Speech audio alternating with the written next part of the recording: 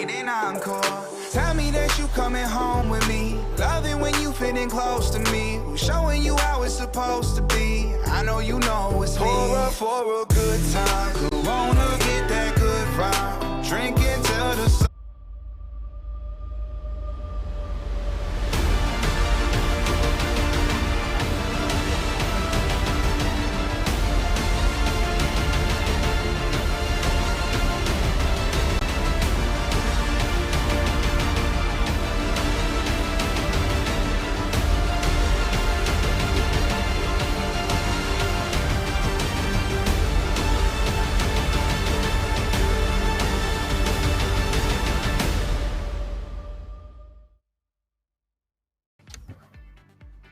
Good evening, everybody, and welcome along to RSC EU. We're deep into the playoff season. We're in the play-in stage at the moment in the Challenger division, and we've got some more action this evening coming your way. I'm Tom Dillon. Alongside me for this first clash between Cerebrus and Kadejo is Davey. And Davey, this should be a wonderful contest as we really get into the back end of these play-ins. Yeah, absolutely. Really looking forward to these matches this evening. It's my home tier. I know these players and these teams very well, and I'm very excited to see what we're going to get this evening. There's three very capable teams here of making playoffs on Sunday, so it's be interesting to see which team's able to run the gauntlet. And we've got the bracket up here, and as you can see, we're at the bottom of the bracket here now with Cerebrus up first against Kadejo. They're up on their last life. They only ever have one life as they move through the bracket here, so the winner moves on to play Parthenaise in the second match. The loser's season is over. And as we get to that game against Parthenaise, who would you say has the better chance if they advance through this evening? Who has the better chance of 21 CEST taking that victory against Parthenaise? I think, based on what we know as we move into the team stats here, I think what you see on these here is two remarkably evenly matched teams. Goals for being exactly the same. The wins and the losses are a little bit. There's a few in it here and there. There's a fair few more goals against, but the saves are quite similar. The shooting percentage is very similar. Galamo being slightly higher on the demos. That's not actually the stat I had on my sheet, but I thought I had Kadejo with slightly more demos, but nevertheless, they're two relatively evenly matched teams here. But I think from what we know from the captains, Kadejo have been hit with yet more availability issues. They've had it all season. I'm a firm believer that this team would be placed higher, certainly wouldn't be playing in this match now if they'd been able to play their main roster more this season. And I think they're playing with Big Pig and two prospect players, so from Anubis with Jason and Mezzo subbing up tonight. So 3 of their 4 players unavailable is going to hurt them this evening. Absolutely. As we move into the player statistics, we see that on the side of Kadejo, they've got a fairly changing lineup, haven't they, with 15, 30, 70 and 62 games between all of the players in that team. Sorry, that's Cerebrus, I apologise. Kadejo is the other side where it's a little bit more evenly spread with 52, 55, 28 and 57. And as for sort of goals and things, there doesn't seem to be one real standout player on the side of Kadejo, apart from maybe Small Panda with the 68 goals. But Revised Neil is right up there with 51, and then Alzen with 31. I mean, what do you think is the key to them winning? Unfortunately, they don't have any of those players playing, those 3 that you've just said. So the key to them winning is Kadejo. They're going to have to gel very, very quickly in this match. Big Pig is a very good player. He's not played much this season, and he is definitely going to have to step up here.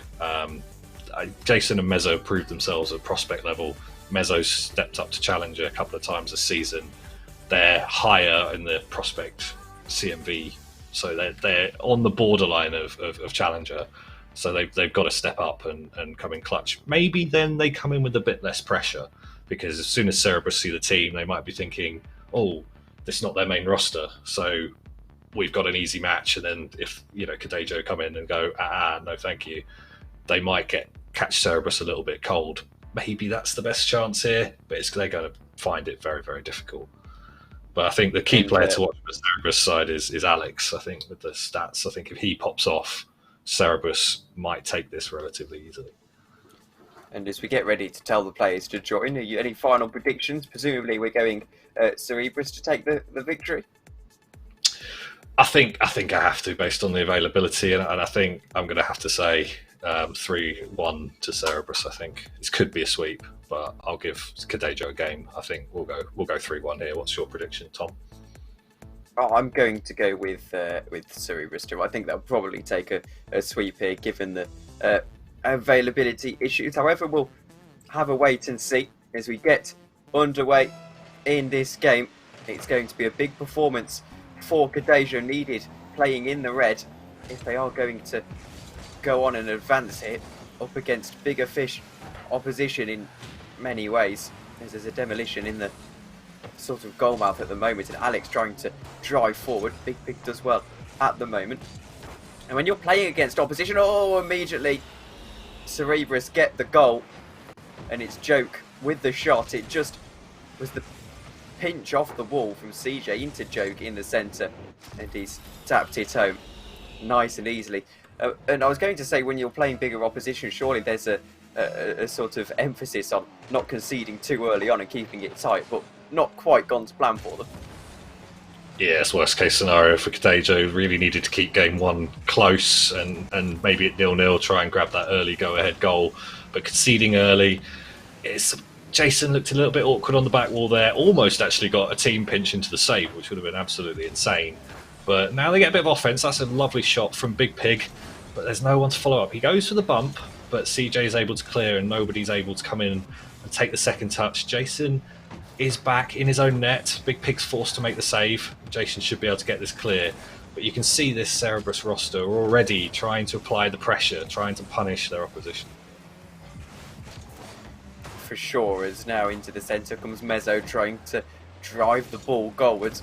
Unable to really find anything. Big Pig going to collect on the right-hand side wall, trying to get it into Mezzo, who's going to have a shot here. There's a demolition further back, a chance for a double tap if he can find it from Mezzo. He can't quite get the follow-up, and the ball careers all the way back to Jason, and now they're caught short at the back a little bit as Joke has a shot, and it just at an awkward angle. He again can't get the follow-up, and there was a demo, and I was trying to figure out who was there to demo Mezzo there. It was, I think, Joke, as now Alex or CJ perhaps is into the centre. Joke has a shot again, and it's cleared off of the line. Still in the game are Kadejo, just not quite finding the ability to have too many shots. A bump on his teammate there from Big Pig almost caused them a little problem. Joke now into the right-hand side. Well, Mezzo will clear away, but try and get it through this Cerberus defence. He does get it through the Cerberus defence, but it's just collected further back. A demolition on Big Pig further back, it looks like. As now Mezzo trying to clear away. Can't quite get up to the high ball. And Big Pig down this left-hand side, trying to get something. He's really got a chance here if Mezzo can get onto it. Mezzo can't get onto it, and they once again are not able to score. And that just seems to be a theme here. Is CJ with the shot, and it hasn't gone in. Oh my word, it was so close. And it was a brilliant save on the line. Oh, a reprieve for Kadejo there. That really should have been a goal for him. I think it was Joke there. Should be punishing that. 2-0 there for Cerberus. But they stay in it, Kadejo, and they're really struggling to keep possession in the opposition's final third. And these demos on the third man, Cerberus getting very, very aggressive, really having no respect for their opposition here, getting in their face, getting the demos, and Alex looking to take the dribble here, challenged by Big Pig, and he retains possession, trying to get the dribble in, and that's a lovely play from Alex as he takes out almost the entire Kadejo roster single-handedly. Lovely bit of close control here, baits Mezzo into the challenge, flicks it round him, and there's nobody coming in at the back post to take it, and that is the 2-goal lead as we within the last 2 minutes of game one.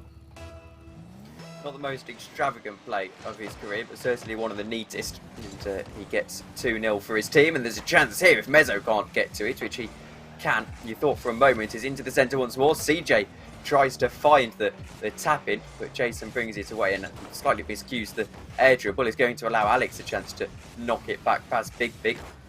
Mezzo, however, will bring the ball forward. A chance in the centre, and Joke on the line, but Jason on the follow-up can get the goal, and they're still in this. Absolutely. It's a lovely read there for pre-jump from Joke, the save, but Jason coming in, sends the ball high middle.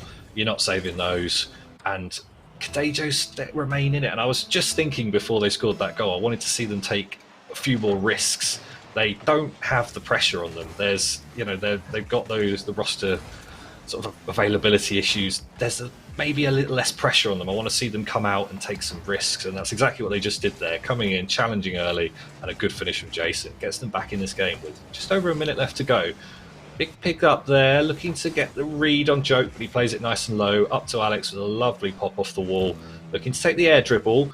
Got the dribble, and Big Pig can't quite get the save, but you can see Alex with the close control here. He's done that second time now. He's keeping the ball close, but Mezzo needs to go challenge that, and Big Pig can't quite find the save. And just as we thought Kadejo were getting back in it, the 2-goal lead opens up again. Not a lot Big Pig could do there, I don't think. It's No. a very difficult shot to get turned away. 3-1 though, and Jason has a shot and it's off of the crossbar. And perhaps that's going to be their opportunities with 50 seconds to go.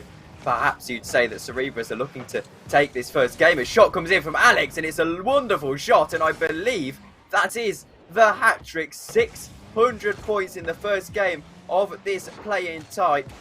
Alex looking like he's trying to send Cerebrus through to that next round. And you just think that Kadesh don't have the answers. 3 shots, 3 goals, clinical from Alex. I picked him out at the start of the series and said if he pops off, this is going to be a very, very difficult series for Kadejo, and it's looking like that is what we're getting at the moment. And he's looking to go for the style plays with his own double touch off the back wall. Not quite coming off this time, but you can see the confidence is flowing through the Cerebrus veins at the moment. Jason trying to take the ball clear, transition out, but gets bumped. Big Pig's up for the challenge, but again, Alex just says, I'll take that ball right round you. EJ kind of get the ball middle, but it's challenged by Mezzo. Awkward off the wall here as it comes in the middle. CJ almost looked like he was playing defender there. It looks like he must have got the bump in the back of the net there. That opens up the play, and Joke gets the 5th goal for the Cerebrus team. And it looks like now, I think we can all agree they're going to go on to win this first game at 5-1 with 5 seconds to go. Well, I think that's a safe prediction. Yes, I don't think I'm ripping up any trees with that as it goes and hits the floor. They're trying to get it to hit the floor. It does in the end. And probably a brave performance, I'd say, from Kadejo, given that, as you mentioned, the lineup that perhaps Prospect dominated a little bit, but also not the greatest performance when trying to advance through to the next round of these play-ins, and Cerebrus just looking the better team out there. Yeah, absolutely. I think this Kadejo team, maybe they haven't scrimmed with this roster. Maybe there's a bit. I think one of the availability of the players was only decided sort of an hour or so ago, so maybe they haven't warmed up. Maybe this is the warm-up game they're looking for, but they need to keep things tight in the beginning of game 2. And they need to stop Alex at source, really. They need to get in his face, stop him from getting these dribble plays in, because he's absolutely crushing them at the moment with the close control. They need to be in his face as soon as possible, shut him down, and they might just be able to keep it close and maybe nick game 2 and get back into the series. But it's looking a little ominous for Kadejo, it has to be said so far. But Big Pig with nearly 600 points, some reasonable defense coming out. I think there's the right building blocks, but it just needs to all come together for Kadejo, and you feel like they're going to have to play the match of their lives now to turn this round. And do you think that Big Pig as the sort of the mainstay in this roster, do you think he's the key to them going on to get a game back as we get back underway? I think so. I think it's going to have to be a collection of team performances. As we get Big Pig, just as we're talking about him, I think the whole roster has to step up here. It's very difficult to take control of the game in a threes match as a single player, and I think it requires the rotation and the communications from all three players to be able to enable Big Pig to make the plays that he needs to make to turn this around. So I can see the spark of it, but it's all got to come together in this game too. That's a demo on the line. Demo on the line by Alex opens up CJ with the shot, and that was brutal from Alex, and that's an easy finish from CJ. And just as we said, keeping it close in game one, Cerberus get the first goal.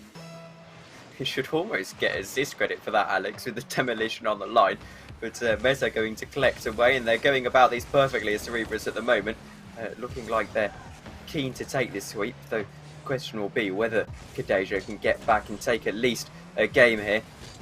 Into the centre, a chance for Jason if he can get the shot away, but it's slightly miscued and careers off the back ball.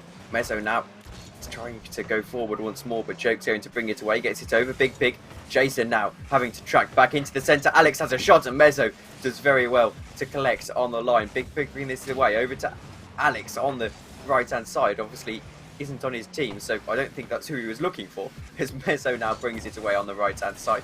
Can't quite get past Joke, and actually in the end it gets laid up for CJ. Another demolition on the line. Alex is playing the man, not the ball here, it looks like.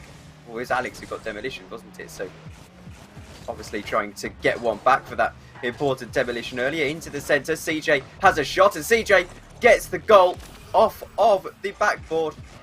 And let's have a look at this again, because this was absolutely beautiful. Just off of the crossbar, wasn't it? It's a lovely finish, and it's just, there's that lack of communication on the defence. They're just not sure where the rotators are. The backboard is open, and Cerberus are saying thank you very much. And I've just noticed that there's a full team of Honda Civics coming out from the Cerberus team, so I wonder if it's a new car season buff going on here with some of these demos. We've got a full Civic roster here, but yeah, you feel like Cerberus have warmed up. They're playing aggressive. They're not giving any quarter, any respect to this Kadejo roster. They're looking for the sweep, and at the moment, it's nearly a read by CJ. At the moment, you just don't see this Kadejo roster being able to, as we say that, as CJ finds the top bins again. Like some of the finishing and the accuracy of these shots from the Cerberus team is really impressive. They're really not giving Kadejo much of a chance to save the ball some of the times. We've talked about it in the last game. They're putting balls where they can't be saved. No, and well, you have just described Honda Civic owners as a whole, never mind the Cerberus team. But then again, you shouldn't be showing too much respect to your opponent when you're in a play-in match. Of course, barring the usual levels of respect, you shouldn't be being merciful, I think is the word. As Joke tries to bring this way, can he get it past Mezzo? He can't quite. It goes off of the sidewall, only to find Mezzo once more, who trying to go forward is challenged, and CJ's going to have an opportunity here. He leaves it for Joke, and Big Pig sends it back down the pitch, which Alex will collect. And his close control today has been absolutely superb. Can he get past Big Pig now and perhaps do it once more to make it 4-0? He can't. He's challenged in the centre, and it's a big challenge indeed. As now Jason trying to get one back, lofts it over one, and Alex on the line. How on earth he's got onto the line in that time, I don't know. But CJ bringing this away, and now Joke trying to go forward and just pierce this Kadejo attack. Well, it's more the Kadejo defence, I should say. Midfield battle at the moment. No one really having too many attacking opportunities. I say that as Big Pig makes a save, and he's actually demoed. CJ then being given an opportunity. Jason is able to match it. Alex onto CJ. CJ tries to flick it on. It's off the backboard. If Jason can't get there, it's a real opportunity, but there is no one there to turn the shot in, and CJ has to turn all the way around and try and make a play into the centre once more. He lays it off for a teammate. Alex in the centre can't get the shot away once more. Mezzo now bringing it forward off to Joke off of this back wall. Big Pig has a shot free in the centre, but it's closed down very quickly indeed. And now Alex trying to bring the ball away. Jason gets the touch on it into Mezzo. Mezzo again tries to go for that shot early, but can't quite get the touch away. Every time this Kadejo roster thinks they've got a chance to take a touch, they find Alex behind them ready for the demo. It must be really annoying to turn around and be like, oh, I'm being bumped again. and it's just the story of this game so far for the Kadejo roster. That's a nice little dribble from Big Pig, but again, just can't quite find this touch for all the attacking presence this Cerberus team has pulled out. Actually, defensively as well, they've been very solid. You talked about it in that previous shot that they had, where Alex was up quickly to the ball, finding a save he probably shouldn't be making, and you go, actually, the defensive qualities of this team, just as much as the offense, is really firing. It's a very, very solid team performance all round. They're looking for that aggression all the time on the third man. Big Pig looking to get the dribble play, and he does find a really nice consolation finish. You just feel like the time's run out a little bit for a comeback. But this time it's Cerberus giving Big Pig too much time, and he fires the shot in from the corner. Lovely bottom corner finish, and maybe that's a little bit of confidence they need to move into game 3, but you just don't feel like Cerberus are going to let this one slip with 13 seconds to go. Probably not. In 8 seconds to go now, and Alex just adding insult to injury. Absolutely. His actually only first goal of the game, though 1 assist, 2 saves and 2 shots. He's giving him a bit of encouragement. And actually, one thing to keep an eye on is Joke at the moment is on 128 ping. He's not having that buffering issue, but there's a kick-off goal almost from Joke himself, actually, as we go and get this game finished. And it looks like it's going to be 2-0. I believe Joke is based in the US. I assume East Coast. That, then. I think he's a US-based player, hence the ping. So I don't think that's unusual. I'm sure he's probably used to. Maybe 128 is probably quite good for him, depending on where in the US he's based. But again, I think we come back to it. It's an efficient team performance from Cerberus. They're not being phased by perhaps not being sure what they're going to get from this Kadejo roster with a couple of sub-ups. But it's been a real struggle, and you have to feel for this Kadejo roster. You know, this is not the situation they would have hoped to find themselves in. They're putting a reasonable showing. So yeah, East Coast NA. Thanks, Joke. So yeah, I was right on that one. So yeah, that's why he's got the ping he has. But yeah, I think what I want to see from this Kadejo roster for this potentially last game of their season is leave it all out on the pitch. Just go for it. You know, don't give Alex time to dribble. Just get in their faces. Do what to Cerberus what they're doing to you. And just try something different. Give it your best shot in game 3, and you never know. You might be able to take a game, maybe get the first goal, give Cerberus a different puzzle to think about coming from behind. So let's see if they can do that. Also, I'd say very important to almost look at each game in isolation now. You know you've got to do the reverse sweep, so just take each game at face value.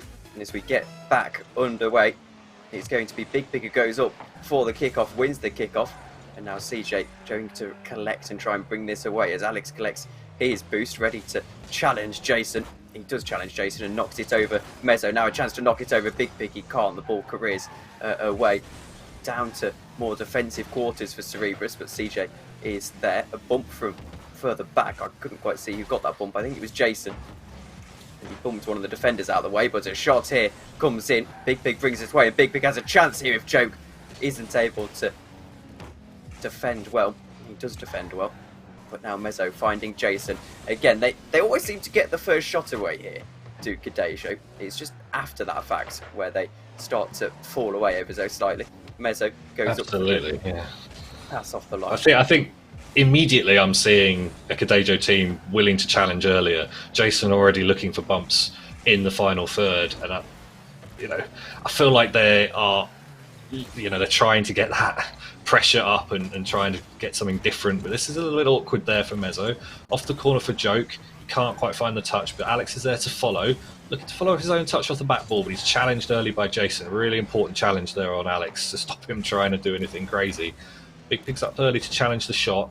Alex has missed, but Jason can't quite turn on it, and there's a double commit on defence. But if Jason can get the 50 here, he might have a route out of defence, but not quite. Now, Big Pig on the dribble, looking to play the ball over Alex, but he's challenged early again. But the possession falls favourably to Jason here in the corner. Looking to pop it middle for a teammate, but CJ clears. Joke's there on the second touch, and back on defence, Kadejo go.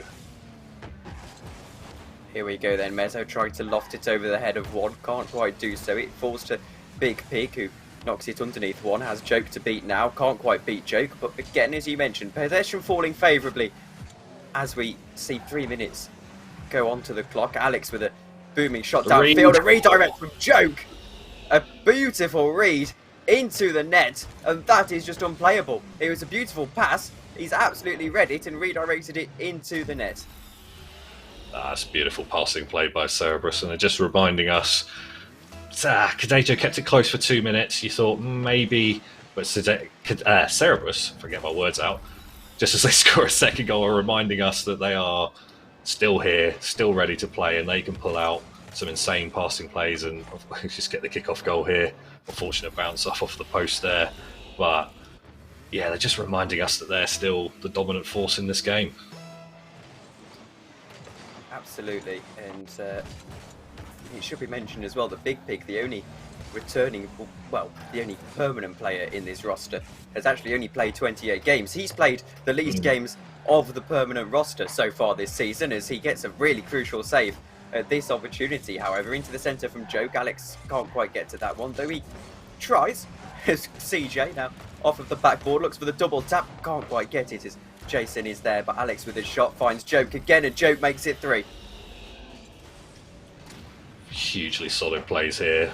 Jason with a nice challenge off the backboard, but again, the second ball coming into the undefended backboard, and Mezzo can't quite find the save in the middle of the goal, but it's efficient team play. They're communicating it, they're feeling it, and here could be another kickoff goal. Oh, this is brutal now for Kadejo. Probably just want this game to be over now. And with half the game gone, it's 4-0. You can't really see this going any other way at this point.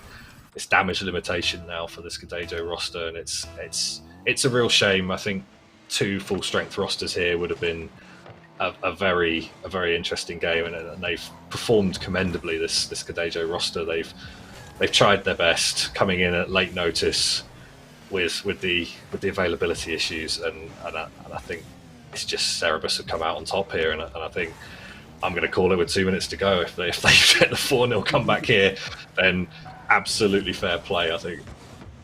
It's nearly a 5th for Cerberus. Yeah. Nice little bit of control there from CJ, and there's the 5th, and it's just those close control plays from Cerberus yet again. Doesn't just bang that to the backboard, takes a controlled touch and meets his own play, and it's really impressive stuff from Cerberus. It'd be very interesting to see how they take that forward into the second match tonight. And it's disappointing when you have to watch an absolute pummeling, isn't it, of a team who are having their season ended here. They were good experience for Mezzo and Jason, of course, playing in Challenger play-in matches, which is something that perhaps will give them an opportunity to, you know, as CJ tries to make it another one, comes off the post, perhaps give them a more favourable chance to get onto a permanent roster next year, or next season, I should say. I've big respect to both of them for stepping up, and I think, you know, I've played with Mezzo a few times, and he's definitely capable of handling himself in challenger lobbies for sure, as he just tries the flip reset as I say that. And I think this is exhibition time now.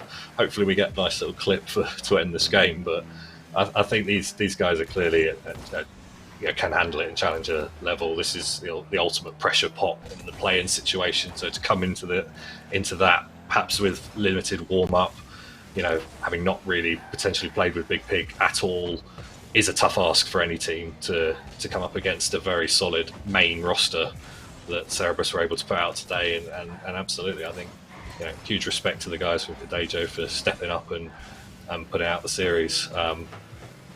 Yeah, I think this is exhibition time, as I said. Mezzo looking to challenge CJ. Alex with the finish. Okay. So I don't know if CJ will go for the save or the goal still there, but either way, we remain at 5-0. Joke off his own touch, looking to get the reset, but doesn't quite get it. It's just going to play us out, and I think we're going to end this game relatively calmly. Can we get a finish? Ooh, they've stopped playing. Yeah. I mean, basically, controllers were placed down at this point. It's GG's. Well, they're still trying to go here, though, our Cerberus, and eventually it hits the floor, and you can't really bring any dramatic news. They immediately leave the lobby, but they win the game and they win the series with a sweep. Something that we perhaps expected here. Joke gets the hat trick in this final game. Understated celebrations, though, I would suspect, from a Cerebrus perspective, as they know that the greater challenges are still to come. Absolutely, I think job done is the description for Cerebrus there. I think once you see what's happening in the match, you go, let's just get the job done, boys, and that's exactly what they did. And they did it with some style at times, it must be said as well. And I think Parthenay's coming up next for them. Should be perhaps a little concerned about some of the plays that this team is able to pull out. Some of the reads, particularly from Alex, but Joke and CJ both coming in with huge plays as well. But I think the summation of the Kadejo season in general is what could have been for me. I think having played in their conference, I've seen it week in, week out. They've struggled for availability. They haven't put out their main roster in terms of CNV a lot of the time. They may have only done it once in one series out of 18. So that's you're always going to struggle. They've done very well to get to this position and they put up a good fight. But I think it's maybe a question of what could have been for those guys. But we fortunately have to say goodbye to them in this season. But have you got any sort of summary for this match, Tom? Well, I think really they had a fleeting opportunity anyway. Coming through the lower brackets of the play-ins, you're always up against it, aren't you? Having only that one life. Especially with the roster issues, I think it was almost doomed to fail. I don't think the fairy tale story was, and I don't think it was particularly difficult. Just someone saying, why are we talking as if Cerebrus were popping off? And well, they, I think we've summed up quite nicely that they weren't, to be honest, saying that they just played a good game. I think tougher test is to come next round, and whether if they'll feel like they're fully warmed up for it is perhaps another question, one that we'll see the answer to in about half an hour's time. It's coming up against a full-strength Parthenay's roster will be a completely different challenge for this team. So obviously they've job done round one, still got one more round to make that lower bracket, still with one life, still with a chance of ending their season tonight. So it'll be very interesting. That's going to be a very interesting match, and I'll be very looking forward to it. I'll be on the casting desk. I think I'll be joined by Dispatch for that second match. And I'm very excited for what's going to be a very, very high quality challenge and playing match, I think. But unless you've got any other words, we're probably done here. Well, I'm afraid to say I've got one final question for you, David. Okay. It might have popped out of my head, unfortunately. But yes, there we go. How do you think Cerebrus now, after they've got such a different opposition that they've got to come against in the next game that is, I believe, directly following us in this stream? How do they adjust? How do they get ready to play against opposition that isn't going to feel quite so much of a scrim for them? I think there's an interesting period now because they've got half an hour break. If they stay warm or they have a break and potentially cool off a bit, I think the game one's going to be very telling for them. If they can find the aggression, we saw a lot of it from Alex and CJ, aggressing the third man, demos and bumps in net, taking the players off the field, leaving open net finishes. And if they can continue that, they will find no problem adjusting to the full strength Parthenay's roster. But if they get a bit cold, they think, they maybe get a bit overconfident from the first match, then they could be punished in game one and they could start on the back foot for the series. So I think game one's going to be very telling, as of course it always is, but it's what they do with this half an hour break. You have to assume Parthenay's will come in warm from a scrim. Does that half an hour play in their favour or not? And that's maybe the question that I would be asking. Be interested to see the start of the match. Well, thank you very much for joining me for this first game, Davey. I'm going to jump off and let whoever it is next, I think Dispatch, you said, coming into the box next. But we're going to go to a 25-minute or so break now as we get ready for this second game in these Challenger play-ins. I've been Tom Dillon, he's been Davey. Thank you all very much for watching, and we'll see you in about 25 minutes' time.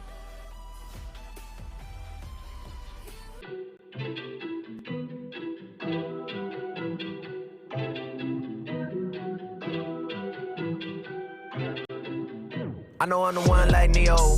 Youngin' finna blow torpedo. Sippin' on the drink that's Tito's. Shorty never won no hero. Tell her I'm the bad guy. Shoot me my shot, no B-roll. In the Pico, I reload. One with a lot more zeros. That's my check. Tell them watch out like Vivo. I'ma need to watch like Rolly. Records get spun like Hilo. Copter. Tell them that the Batman shot ya, yeah. Someone better call the doctor. When I'm in the UK, all the London girls talk to me proper, yup. London, Manchester, in the 10 Tesla. Had to flex up on them from my ancestors. They want you more when they can't get you introverted. Only like the investors. So if you wanna talk to me, talk money. If not, then you speak in tongues. I really need the funds. Every time I'm on the track, drop bombs, and you know it's a leak. The one I said, mama shouldn't have to work no more. 20 years at the same damn job. Raising up a son on her own in a small white home. Some days couldn't take no mas. Living paycheck to paycheck. Not rich, but at least we had the basics. Except when daddy got locked and the heat went out, but the block getting hot. Word, but I'm the greatest now. Thank you, mama, cause we made it out. That boy, I probably ain't know that he dangerous, cause I never took the safer route. Yeah, times got hard, money got low, there was nowhere to go. I had to bet on myself, there was nobody else, that was all that I know. Man, tell me how you did it. I know I make it look easy. Need $1 million now, no kidding. I know I make it look easy. Back on my job, right back to business. I know I make it look easy. I gotta do it, you never did it. I know I make it look easy. I can turn a 1 to a 10. I know I make it look easy. Turn a Honda to a Benz. I know I make it look easy. I ain't never need no friends. I know I make it look easy. Did it with my own 2 hands. I know I make it look easy. Yeah, spent a decade writing essays with my essays and my vatos. I was just a kid with a snot nose, never flow sicker than the black plague. I go harder and harder. Need me a check, I can't wait till tomorrow. Get what I'm owed and I'm not trying to barter. When they see me, they gon' dodge like a charger. Yeah, felines running from the Hellcat. I'm a hustler, I can sell that. Came with a fuss, yeah, the boy from the north. When the deal went south, I just fell back. If it ain't work, I'ma find something better. Girls get wetter in the GIA sweater. Drink in my hand and I'm down for whatever. Damn, he cute, he fine, he clever. Yeah, no lie. How I make it look like I don't try. I've been doing this for my whole life. Now I gotta cop it like it's no price. Yeah, one time for the one time.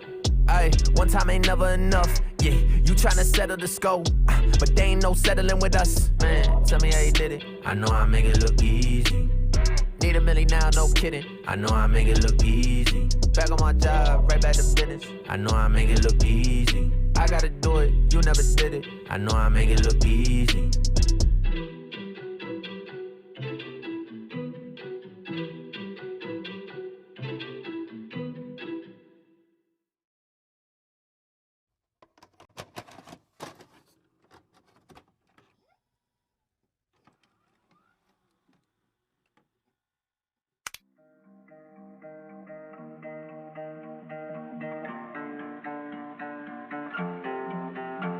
I gotta watch my back, probably pack my bag. You're like a computer crash, baby. I was wrong, so she left me. Now I'm down on my left knee, but I'm gone in a jet speed. Get around like a 10-speed. I gotta watch my back, probably pack my bags. You're like a computer crash, baby. Well, maybe it's not that bad. Pretend like I'm not that sad. She only know how to make me mad. How to make me mad. You don't know a damn thing. You don't know a damn thing. You don't know a damn thing. You don't know a damn thing. Baby, that's a damn shame. Baby, that's a damn shame. Baby, that's a damn shame. Baby, that's a damn shame. I can't rock with that. I can't rock with that. You just hold me back and it makes me mad. I can't rock with that. I can't rock with that. You just hold me back and it makes me mad. I gotta watch my back, probably pack my bags. You're like a computer crash, baby. Well, maybe it's not that bad. Pretend like I'm not that sad. She only know how to make me mad. How to make me mad. I bet she does it with ease. I bet she does it to tease. Somehow she got in my dreams. I'm a nightmare. This ain't how I used to see. I guess it wasn't to be. Not everything's what it seems. Making that clear. I think I saw the devil in her eyes. I I fall. This happens every time. Go ahead and call upon another guy. This is way, way, way too much for me. The demons keep her company. I gotta watch my back, probably pack my bags. You're like a computer crash, baby, baby, well, maybe it's not that bad. Pretend like I'm not that sad. She only know how to make me mad. How to make me mad.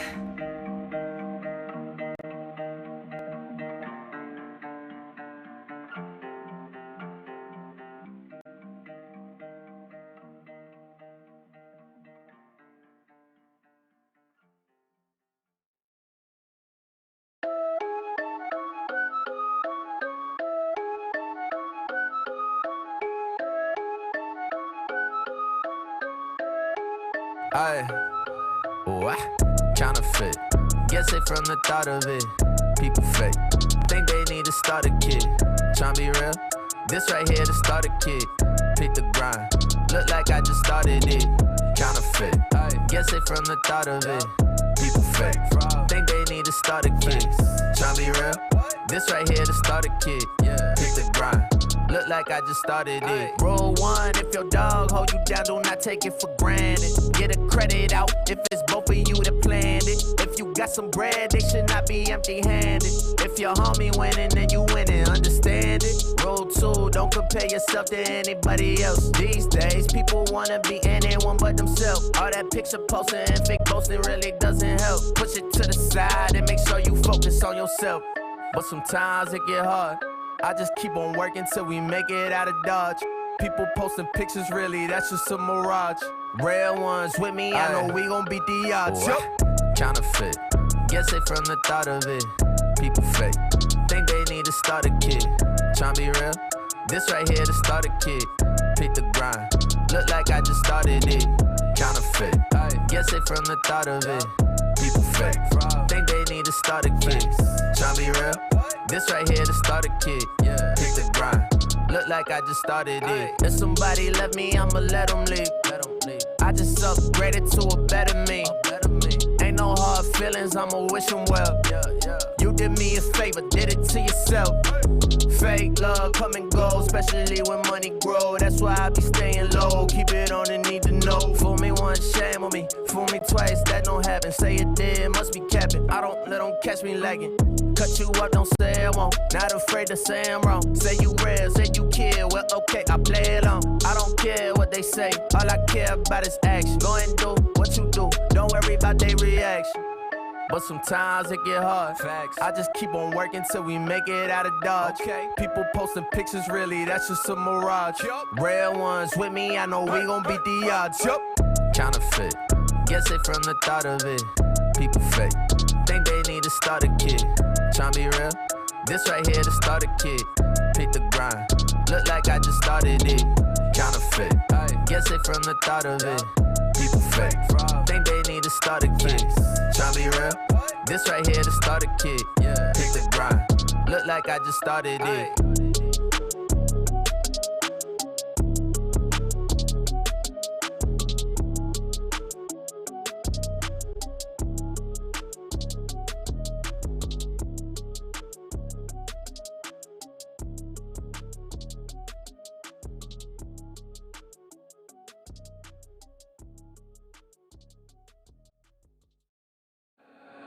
I don't see my name next to yours. I can't feel my weight anymore. Holding on to hope that I might be enough. You know what my heart's aiming for. Meet me up and tell me you needed someone better. I can't wait around anymore. Feel like we don't speak how we used to be together. Lying down on my bedroom floor. Late last night I called, hoping you pick up the phone. I know that there's been some time since I had you all along. What you really like is the thing I wanna find. Find a way into your life, life, life. There's no way out when I'm just not enough. There's no way out when I just wanna run, wanna run.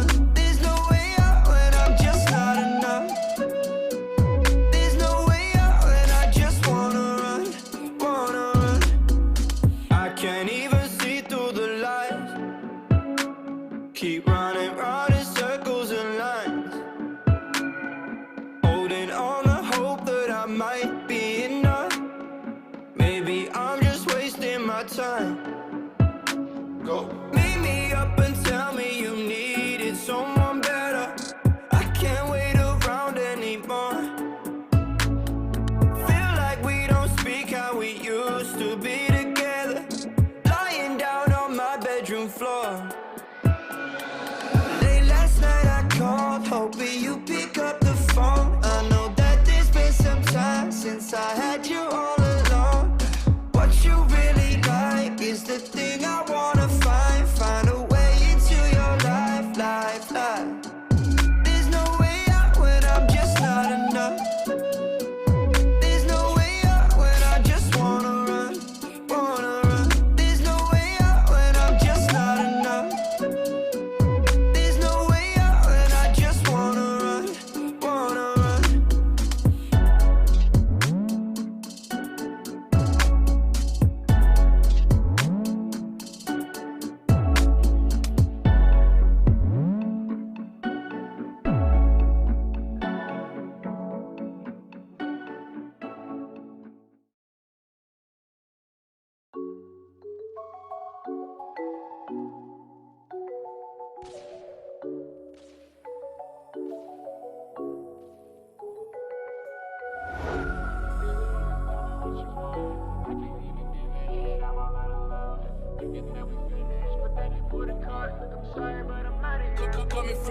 I got my hope on full, but my heart's on empty. Don't know what you want, you've been gone and you left me. Give what I got, it's for naught, to the next please. Stuck in my emotions at a loss when you text me. When I'm in, you're out, you gon' take me down. You complain about everything, oh wow, nothing's changed about how you came around. Yeah, always try to blame me while you play around. So tell me what the deal is, tell me what you want, yeah. I can't even give it, I'm all out of love. Thinking that we finished, but then you pulled a card. Look, I'm sorry, but I'm out of here. I think you out of low. Simple little changes, probably all subtle. Notice that you ain't the same, and I'm puzzled. Wonder what it takes, I'm breaking down rubble. I had to switch lanes, I'm safe in my bubble. Look, I don't know what I'm feeling. We back and forth depending. No matter what the weather is, you're never gonna get it. Packing my bags, moving, I'm finished. All out of gas, I've been empty, diminished. I got my hope on full, but my heart's on empty. Don't know what you want, you've been gone and you left me. Give what I got, it's for naught, to the next please. Stuck in my emotions at a loss when you text me. When I'm in, you're out, you gon' take me down. You complain about everything, oh wow, nothing's changed about how you came around. Yeah, always try to blame me while you play around. Whoa.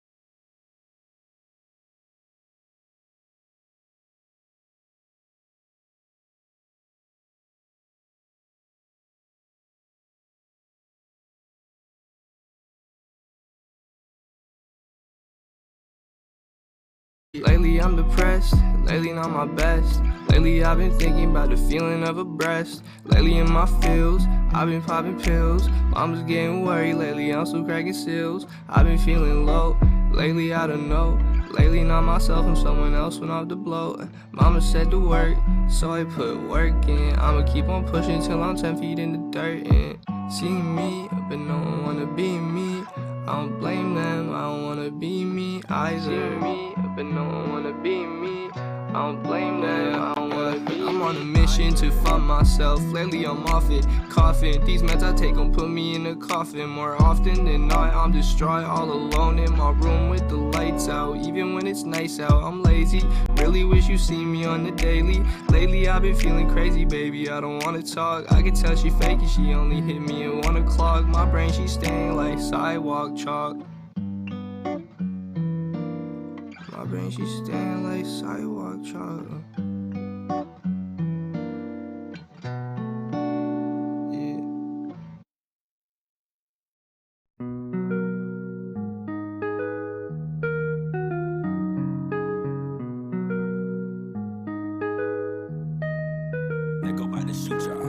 My heart breaks when you call my phone. Why can't you just leave me alone? Just leave me alone.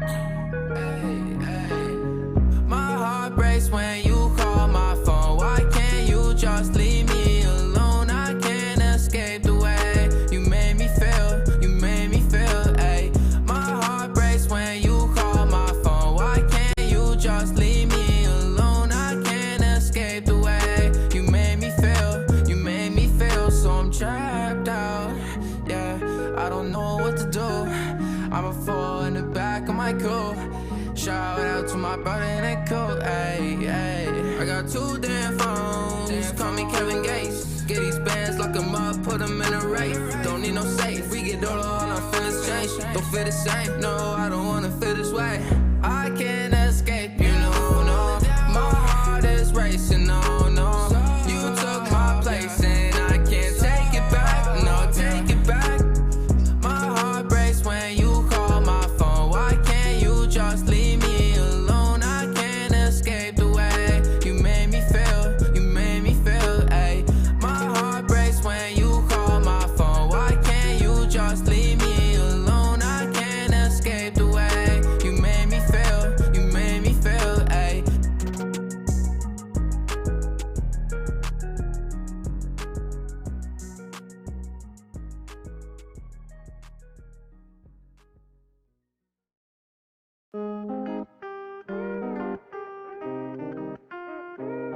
Hey.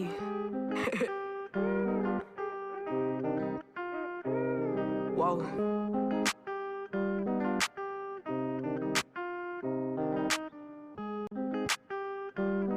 Hey.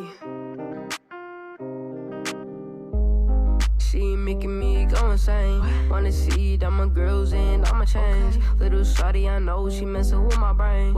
Don't need no side, cause I got my man. She making me go insane. Wanna see that my girls and I'ma change.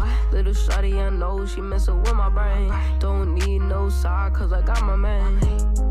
And I know it will never change. Gotta get through the struggle, going through the pain. Lately my bro's been acting so strange.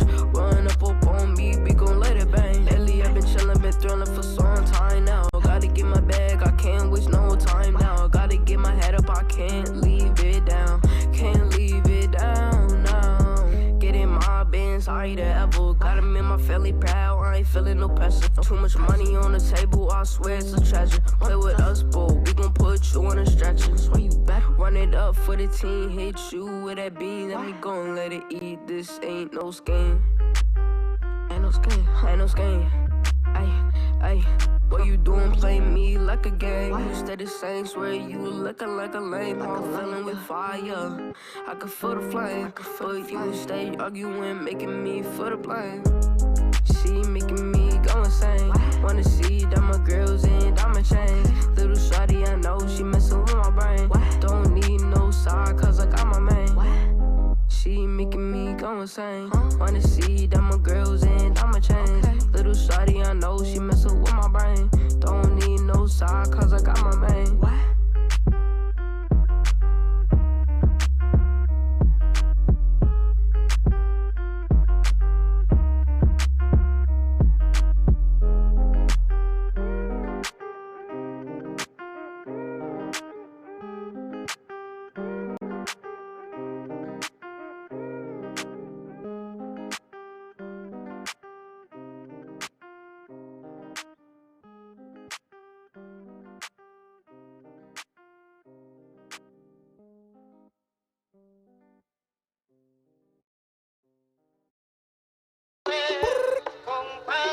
Frederico, we've got him.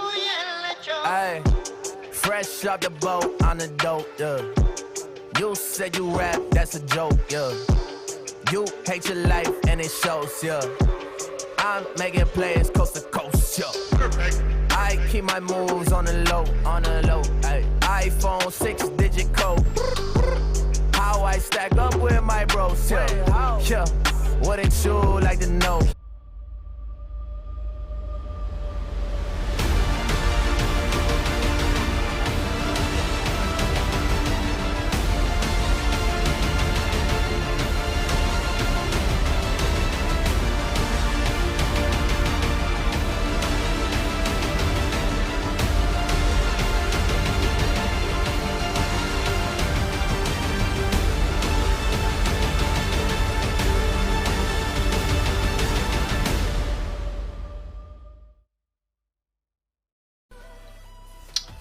Good evening, everyone, and welcome back to the RSC Season 10 Challenger Play-In's second round.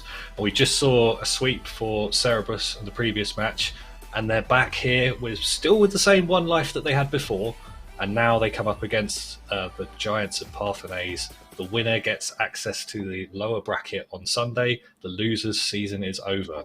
My name's Isos Davey, and joining me on the desk today is Dispatch. How are you doing this evening? Very, very good. Happy to be here. As you said, seen a very good series, and it's nice to be back. Another co-cast with my favourite Challenger player. Absolutely smashing play-ins yesterday, I'll give that to you. Maybe you will match up against the winner of this. There is a chance if you win your game and they win theirs, so a bit of scouting for you to see how well these teams do. But look at the bracket again. This is the last game I've played, except for Neptunium Eclipse, which will be in the upper bracket of playoffs. That should be a very interesting series as well, but I'm going to focus on Parenthenius. I'm butchering that. I'm never going to pronounce that right. I'm going to call it Parth. And Cerberus. Cerberus has beaten Cadejo 3-0. Parthenais, thank you very much. This should be a good series. I'm excited. Yeah, absolutely. It's on paper two very, very similar rosters if we move over to the team stats. Again, I think you'll see here, as I said in the last series, we've got two very evenly matched teams here. Similar on the demo count, a little bit in favour of Cerberus. Definitely a trait we saw in the first series. They were very demo heavy, particularly on the third man, so watch out for that this series. But goals for, similar. Goals against is a little bit in favour of Cerberus. Saves are pretty similar and the shooting's pretty similar. So again, we should see a relatively evenly matched series here.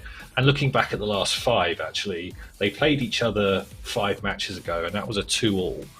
And in league play, that was with Parthenais sub as well. So they do have a main roster out tonight, which is Heki, Punky, and Arconix.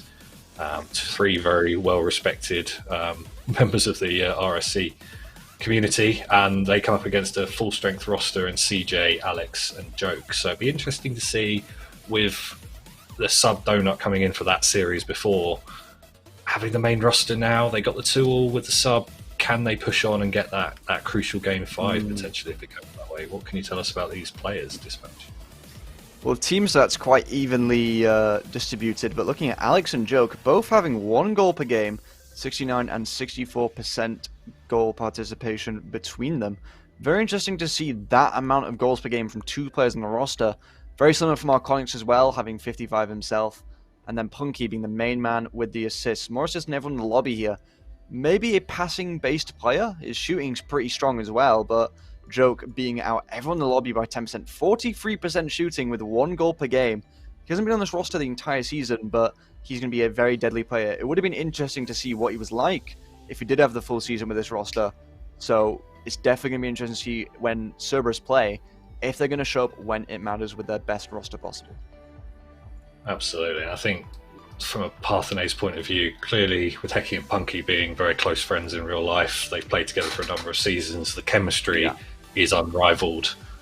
It's whether they believe themselves that they're going to win this series. I think they were at the stage last season, if I remember correctly. I think it was the final match to get to playoffs, and they weren't able to quite make it. So it's interesting they find themselves in this position, having had a chance in league play to win the conference as well. If they'd got, I think it was a 3-1 or 4-0 in the last match of the season, they would have overtaken that 3-way tie to win the conference. So they find themselves now with 1 life in 4th place, knowing this is a do or die series. So it's going to be interesting to see how they approach that. Obviously, with Cerberus coming off the sweep, half an hour downtime, maybe they're a little bit cool.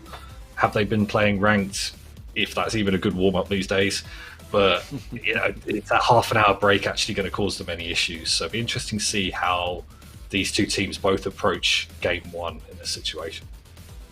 I think we've got everyone in the lobby, so we'll be able to get this game started pretty soon. We will try to get the players into the lobby for the first game here, but I don't know what you're thinking of, Davey, because the one thing we've got to consider, Cerberus, that's a very famous name in the Challenger tier. I believe they won last season, narrowly beating out my own organization, Dark Magic. So, bit of a sting. Will they step up to the plate? That is all for us to see. As we do kick off into game 1. Punky trying to get something going early, but Joke has time in the corner. Managed to pop it over 1. Beats out Arc, the last player. Hecky try to get a shot. That one's over Alex. That one's over CJ. Rough start for Cerberus here, but Parthenaeus take the lead. You can see it immediately. Arconics getting that early challenge as Joke was trying to dribble out the play, and that opens up Hecky for the shot. A really nice finish, leaving the defender stranded, and a very nice early lead here. We saw Cerberus do this to Kadejo in the previous series, get the early goals and take it forward from there. So I think this might be the first deficit they've had to actually face this whole evening. So I know there's a lot of time left on the clock, but it'll be interesting to see how they bounce back from this. We do see Parthenaeus trying to get an attack going here, but Alex trying to knock out of his corner, managed to beat 2. Punky's last man committing immediately over 2 players. CJ backwards, maybe a bump from Hecky. CJ reaching for that ball as Punky now trying to keep pressure off the sidewall. Has enough boost to get back to this, but Alex beating him out narrowly. No pressure coming out from Parthenaeus, gives CJ a bit of time, but no boost takes a bit too much of that time. Managed to get demoed off the end of it. Arconics trying to generate pressure for his side here. Joke trying to get a pass out. No on the end of it, but Alex managed to take it around Punky. This ball rolling up the corner. Hecky and Alex racing the ball, trying to get the ball down middle for his teammate. Falls to CJ at the halfway line. And this one just over Joke. Oh, another defensive mistake from Joke. That's a lovely bump off the wall. Hecky pursuing his own clearance, which was an excellent booming clearance to relieve the pressure. And he finds the last man wanting again. And it seems like this Cerberus roster's got a little bit cold from the last series. Definitely Parthenaeus have brought the aggression, they brought the fire, and they are well into this series straight away with only a minute gone. The Cerberus need to wake up and find some of the passing plays and the aggression that served them so well in the previous series. And that's a lovely finish coming out from Arconics, reading the ball off the backboard. Hecky pops it up, Alex throws himself, can't get the touch, and Arconics, the nice little rotation, guides that in off the crossbar. And I have to say I didn't see this coming in game 1. I thought it'd be a lot more of a cagey affair, but Parthenaeus have opened this up hot in game 1. Parthenaeus not caring about the momentum that Cerberus have tried to build up by winning their first series. The sweep for them is not looking like a big accomplishment considering how much they're getting absolutely rolled here. They're just stuck in their own half. Is Hecky even waiting for CJ here? So confident. Managed to get beaten out. Punky 50-50 in this one now. And the rotations from Cerberus, only Alex able to get back in time. It's just awkward for them. They've got nothing going forward and they've got nothing organised in the back. Arconics try and break him down, but Joke getting a shot on net. Punky deals with it safely. Alex try to get this ball off the corner middle for a teammate. Unable to get a second touch. Pass out to Arconics. Managed to pop it over 1. Joke ready to clear this one to the ceiling. No one up for this one yet, but CJ and Punky both missing the ball. Hecky scrambling on goal line, trying to get this ball cleared. Managed to beat out Alex. Arconics able to get the back passed over to Punky. Joke knocking this one high. Might bounce down. Hecky might misread it. Managing to get a brilliant clear off the backboard. CJ into the middle now. No one's contesting Alex. This one might just find its way in off the crossbar. Bounces down to CJ. But once again, Cerberus just not able to capitalize on any of the chances they're making. Reset. Oh, I thought he'd got it. I'm just marvelling at how beautiful Hecky's car is. That could be the opening goal for, as I was about to make a completely different point. Cerberus just about closed down there. Punky with an awkward touch into the middle. And Alex says thank you very much. And I was just about to say, it feels like a weird mirror image from the last series where Cerberus were aggressive on the third man. They were challenging early. They seemed like they had absolutely no respect for their opposition. for me at the moment, they're giving Parthenaise way too much respect. They're giving Heki a lot of time to get the ball clear, to make his plays, just as he unfortunately misses that touch there. But Punky off the wall here, they're just not challenging the second man early enough. That's what we saw in the previous series there from Joke, going for that third man, trying to remove the player and essentially have an open net, but didn't quite work out this time. It's just, it doesn't look good for Cerberus. I mean, CJ sitting on 26 points, just not found footing, and with 3 minutes in, really needs to step up to try and get his team within a chance to win this game one, because it's looked all over by Parthenaise. But just for this side here, as a double commit comes out from Joke and Alex, it just is rough to watch the Cerberus side, because we know what they're capable of. They're a very mechanical trio of players. Arconic's trying to show some of his mechanics. Managed to get cleared by Joke. It's just Cerberus not showing up when it matters, but Alex trying to put his team on the board here. Managed to get the ball forward. Joke taking it off him. This ball bouncing off the corner. CJ is last man committing when 2 players are rushing him. The decision making just not there, as Alex has to try scramble for a clear. Managed to get the flip reset. Ops don't use it. Joke, no boost, floating above the Parthenaise net. This one bouncing down. Heki missing. Everyone missing. CJ trying to go for a shot to the back post, but it's just not close enough. Arconix has time to collect. Alex rushing in, missing. Arconix trying to get a pass out to Punky. Maybe a chance for a team play here. Cut out by Joke. CJ left as the last man now. This one bouncing awkwardly towards him. Dealt with well. Arconix rushing back in. Able to get the boost and able to get the clear. Joke trying to send the ball across into the path of Alex. Is Punky going to be there? No. Alex just beating him out by narrow margins. Heki missing. Arconix open on the back line. Managed to get the clear out. Alex and CJ double committing. And oof, tight margin there. Arconix nearly getting his second of the game.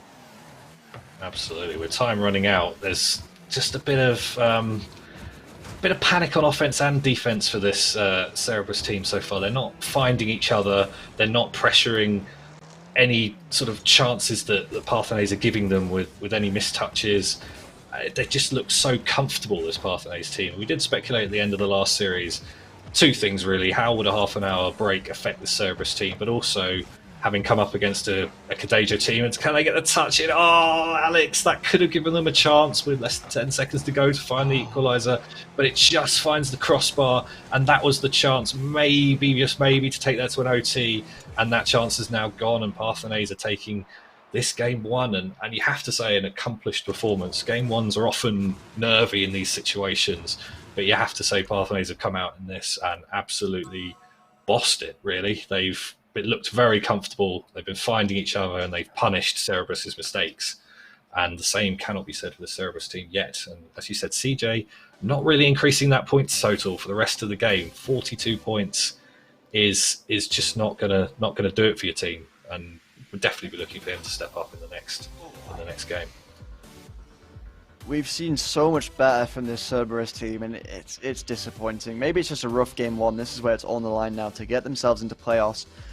There may be that factor of nervousness, of choking under high pressure, but we've seen what Cerberus can do. It's just rough to see them performing so poorly. I've seen what they're capable of, and Parthenaise, however, are they a very good team? I think Cerberus could make this series interesting. We saw them draw 2-2.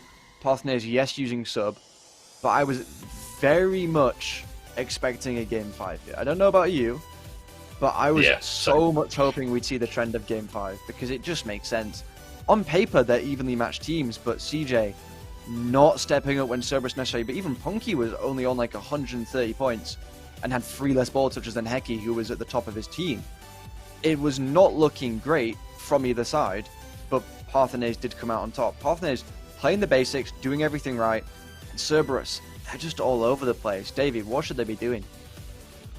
I think they need to rediscover what they were showing against Kadejo. Admittedly, Kadejo had 2 prospect sub-ups, unfortunate availability from them, but they were aggressing the third man almost every time. It felt like you had to watch your rearview mirror against them. There was somebody there to challenge, and there we go, straight off the bat. Heki up again, finding the early goal. I believe this is exactly the same as game 1. Within 10 seconds, Parthenaise take the lead, and that's a lovely controlled finish to the top corner, again leaving the goalkeeper with relatively limited chance of saving that from the position. But it's just this pressure from Parthenaise, and they're being given time to make these plays. But I say, just to finish my previous point, the Cerberus team were everywhere, behind, in front, demoing, causing all kinds of strife for the third man, and they're just not finding that at all in this game. It seems like they're on relatively low boost when they are able to make a play. So comms and boost management are definitely lacking for the team in this series, and I'll be looking for them to try and find those plays just as Alex tries to make a solo play.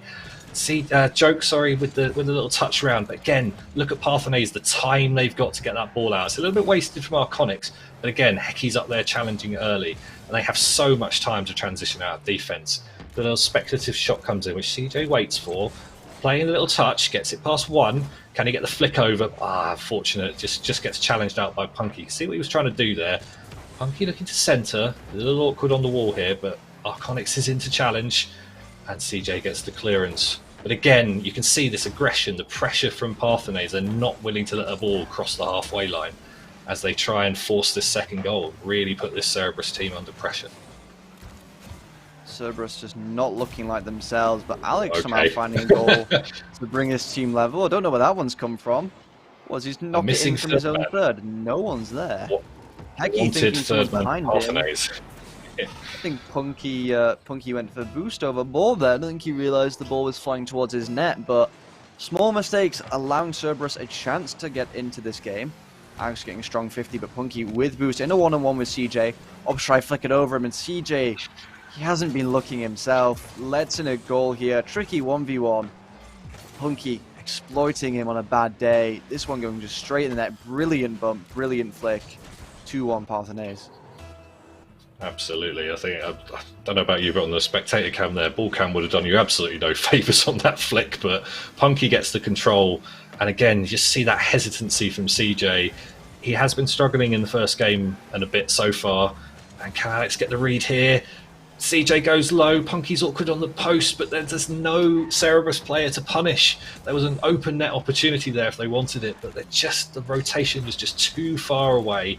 And that's a nice infield pass from CJ. Heki's, I can't quite get the read, and what a beautiful pass from CJ, just as we talked about him stepping up. Lovely pass off the wall infield there, and Alex meets the ball, and again, top bins, again, top down from the crossbar, and we've got ourselves a bit of a banging game this so far. We only had 4 shots for each team in game 1, and we've probably already had that from both teams in the first minute so far. So more of this, please. CJ already doubling his points from last game. It's a bit rude, but I did have to say it. He's had much a better showing in this second game. Half of it gone. Trying to make the play on the ball, and the Cerberus side really need to try be getting forward. Joke. Was that a pre-jump coming out from Joke to get up to that ball? Either way. Definitely ready for it, trying to get an attack going here. Alex able to try to get a demo. Punky awkward, no boost, gets 50'd. CJ trying to get an attack here. Heavy touch into Arconics. Joke ready for the shot. This one popping up to the bar. Maybe chance for a rebound. Missing it is Alex to rush back in. Punky left as the last man. CJ trying to get pressure on the ball. This one might just bounce towards the net, but Arconics is there. Backflipping to able to get the ball cleared. Joke trying to center it again, but just the boost running low for the Cerberus side. Arconics having the ball in the corner now, pinches this one long. Joke awkward in the defense, has no boost, pops this one ever so narrowly above him. A shot coming in from Punky. Brilliant save by CJ on the goal line. Heki to knock the ball down. Maybe another chance for Parthenais here. Leaves the ball as Alex audio for this one. What's he going to do? Managed to get over 1, managed to get over 2. Flip reset. Might be able to get the third. 2 players rushing in. Is Joke going to get there in time? No! What more could Alex do for this side? Oh, the double commit from Parthenais on the line was not punished. And there's another chance. There's 6s and 7s this Parthenais defense, but they immediately transition, and oh my goodness, the counter-attack comes in, and it's Heki to Arconics.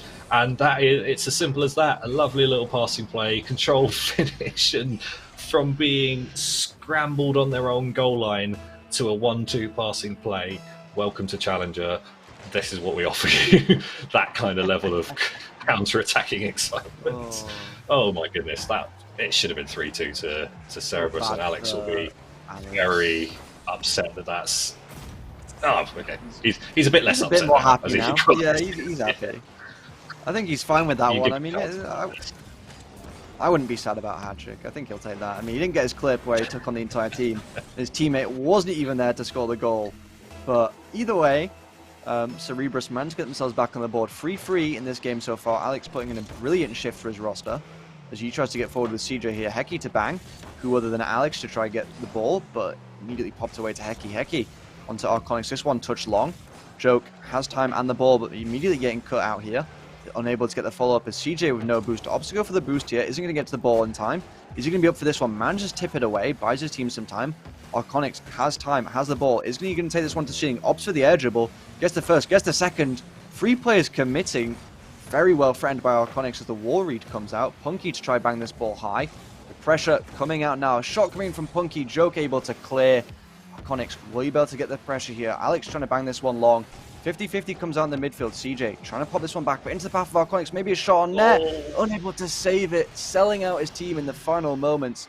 40 seconds left. It's not looking good. What? I said I'm busy. Shut the door. I'm sorry about that. Yeah, that's okay. CJ, you could see what he was trying to do there, trying to look for the little touch infield, and it just falls exactly where Arconyx is, and he says thank you very much, and CJ just can't get back to save his own slight error there. But again, they're looking for those passing plays. I mentioned it at the end of game 1, they weren't looking to find each other and increase the pressure. Seems like they've tried to do it there, but that was probably a little bit too risky of a place to do it, where you know there's opposition around you ready to pounce on it in this touch. But that's the go-ahead goal as we move into the final 10 seconds here. Cerberus need to come up with something spectacular in the last 7 seconds here. Alex off the wall, but he's going to struggle to get a second touch on this. Hecky looking to bang off the backboard. No one's there to read, and they're all turtled up on their own line, and they're not going to be able to clear that. And it's Parthenaise taking a 2-0 series lead, just as we talked about Cerberus making a series of this. They've definitely stepped up in game 2. You can see the pressures there. They're able to find the shots, and Alex definitely stepping up for his team with the hat-trick of them from 5 shots. But it's those little mistakes that are coming out. They're maybe trying to find each other in risky positions, and they're being punished for it so far with some very efficient shooting from Parthenaise. Yeah, definitely a better game come out from Cerberus here, but Alex is playing a great shift. Joke in the defense, but once again, CJ, he just hasn't been too involved. He got 1 assist, 1 save, 2 shots there. To be able to get the pressure going forward, trying to get those shots on net, he's just not doing enough to try contend with his Parthenaise side. Cerberus is not able to get anything going other than when Alex has been able to link up with his teammates. And Alex putting a great show. That miss off the flip reset where no one in his team was just there. This game could have gone very differently if someone from his team was able to follow up on that ball, but it's just unfortunate so far. But the Cerberus side needs to try to get a reverse sweep. I don't think we've seen one yet from play-ins and playoffs this season. It would be very nice to see it in this situation. We're just being told to hold on a second on this game. I think Cerberus is an interesting one because the Parthenaise team are working. You can see the chemistry. You can see they've played together for a long period of time. I think we're just going to have to just looking to reset slightly there, but as we start game 3. But you can see this team has the chemistry. They know where each other's going to be. They're looking to find each other, and CJ's just coming into this looking a little bit awkward in some of his positioning. And as they say, they've got the mechanics. We saw it in the previous series. They're able to pull those mechanics, the Cerberus team. But it takes that all-round gameplay, and also stopping Hecky from scoring in the first 10 seconds would be a great start to game 3 for this Cerberus team. And it has to be said, it looks like they're going to manage it this time. So maybe they can build from this, keep it nice and close, and make sure they take the lead and give Parthenaise something to worry about. They've always played from behind, the Cerberus team, so let's see if they can take a lead in this game 1. A lovely little pinch touch over the top. There we go, see? CJ coming in, getting a nice flick over the defender in front of Arconyx, gets a lovely touch over, and Alex gets up before Punky, and that's exactly what we needed to see from Cerberus. We saw it in the last series. We've been looking to see it in this game so far. And with 30 seconds gone, they take the lead in game 3. And that was what was needed from CJ. Brilliant assist for Alex there. Who else to be able to put his team on the board again? But Joke, the player that's been the best shooter on the side of Cerberus, and Alex can't stop scoring in either net. It's 5 goals for him across 2 games. Punky just knocking this one. He's not ready for it. Around CJ as well. Very unfortunate, but at least he scored early on because with 4:22 left, we are still level. So there's at least that for him, but we have an embarrassing moment for him. Yeah, absolutely. I think it's just that challenge in an awkward position, and it's just giving Punky that time. And I think every time we sort of sing the praises of Cerebus, there's another goal goes in against them, and they're not giving us any time to even digest what's happening. The goals are just flying in. We had a 7-goal game last time, and it looks like that trend is continuing. A little bit of an awkward double commit going on from Parthenais as they try and challenge each other's touches. Alex is up, finds the little touch over, but Hecky gets the save. CJ pops the ball up into the mid, looks to get the touch across, but that's challenged early by Punky. A little bit of an awkward back pass, but actually works out quite nicely from Joke, and that ends up with an open net with no third man, but Alex can't quite get the air dribble. He's probably just as surprised as everyone else that goal's open. Punky looking to take the ball down here, and Arconix just bangs the ball into the corner. But again, Hecky's up to challenge the ball early in the midfield, looking to establish that midfield possession. Arconix with the shot, but just wide. Alex bangs down, looking for Joke on the pass, but not quite accurate enough with the shot. Punky's up to challenge, and the ball is hanging ominously. CJ gets the touchdown. Arconix just drops on it. And that's the early challenge that we were talking about. That's them getting in Parthenais' faces and giving them no time to transition out of defence. Arconix thinks he can get the dribble here, and Joke says, the door is now closed in your face. And that is the lead again for Cerebus. Let's see if they can keep it this time. CJ stacking up his second assist there. I believe this is his highest point total so far across the 3 games. We don't see him getting stuck in, and it definitely has a big effect in Cerebus being able to take the lead here. I'm trying to get maybe a 3rd assist here, but no one able to rush in off his corner touch. But a missing piece here for Parthenais are only on 56 points. Arconix has not been able to put on a very good show so far. Try and turn him for this ball, but Joke beating him away. Hecky to knock this one to the backboard. CJ, awkward over him, managed to miss this one. Both players missing to the bar. CJ try to rush in. Awkward, but Hecky nearly able to make it work for his team. He's still a goal behind, but with half the game left, it's very manageable for Parthenais to still try to get the sweep. Punky quite awkward underneath the ball because of Hecky's miss. Joke to try 50-50. Bit of time now for Hecky, but CJ immediately rushing in. Arc underneath the ball and able to get to the ball in time. Punky able to backflip and just clear the ball. Brilliant save at the back post. Alex to try 50 and keep the ball in. Joke manages to collect the boost and just pop it straight back into Punky. CJ trying to rush to this ball. This one off the wall. Is Joke going to go up for it? Alex is up instead. Managed to try to get a flip reset off this one. Will he be able to get back in the ball? Managed to beat one. Managed to get this ball in there ever so slowly. Alex getting his second. No assist from CJ there, but it does not matter. 3-1 for Cerebus.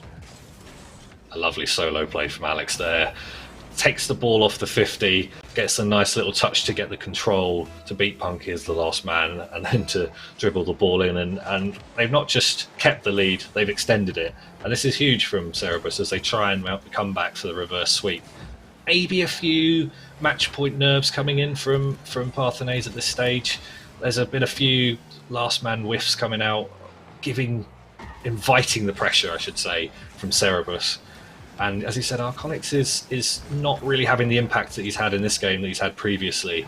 And the link-up plays just don't look like they're there. Cerebus is up there, challenging early, and again there.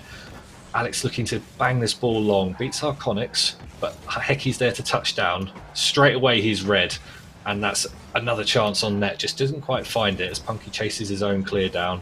Can't quite get the read, but we're up early again with Alex, and these shots, whilst they're just going wide, they're forcing Parthenais to face their own net a lot of the time, and it's very difficult to relieve pressure and get effective clears when you're essentially facing your own net. And yeah, it's been quite tough for Parthenais to get into this game. As I said, Arconic's been the main factor in that. He's no stats so far this game, 86 points, just ball touches and clears to rack up his points. He hasn't been able to get stuck in, very much been shut out by the aggression that's been shown by Cerebus in this game. Hecky trying to get his team back into this one. Maybe a pass down to Arconix, but as both players commit nothing for that. Punky try 50-50 with CJ. Don't think anyone's going to be back there. Arconix try 50-50. Managed to get his first shot of the game. Alex trying to get a bang out, but Arconix ever so awkward. Alex unable to get to the ball. Punky just being out narrowly. CJ to rush for this ball. Managed to try to get it high. Bouncing off the backboard. Hecky managing to get it down. Alex try pass this ball middle. No one's just there for it, but either way, it does not matter. Cerebus are going to be taking game 3. I did say a reverse sweep is highly unlikely. It still is, but they're at least one step closer. Nearly the consolation goal. maybe a momentum builder for Parthenase, but it is Cerebus that take game 3, and the first step on the ladder of the reverse sweep. Parthenase, I suppose, they know they've got 2 more chances. They're guaranteed that. They only need to take one of them. Cerebus know they cannot make any mistakes here. But again, Alex, top of the scoreboard, 6 shots, 2 goals, is the main player for this team. If he's firing, you feel like a reverse sweep could be on the cards if he can continue.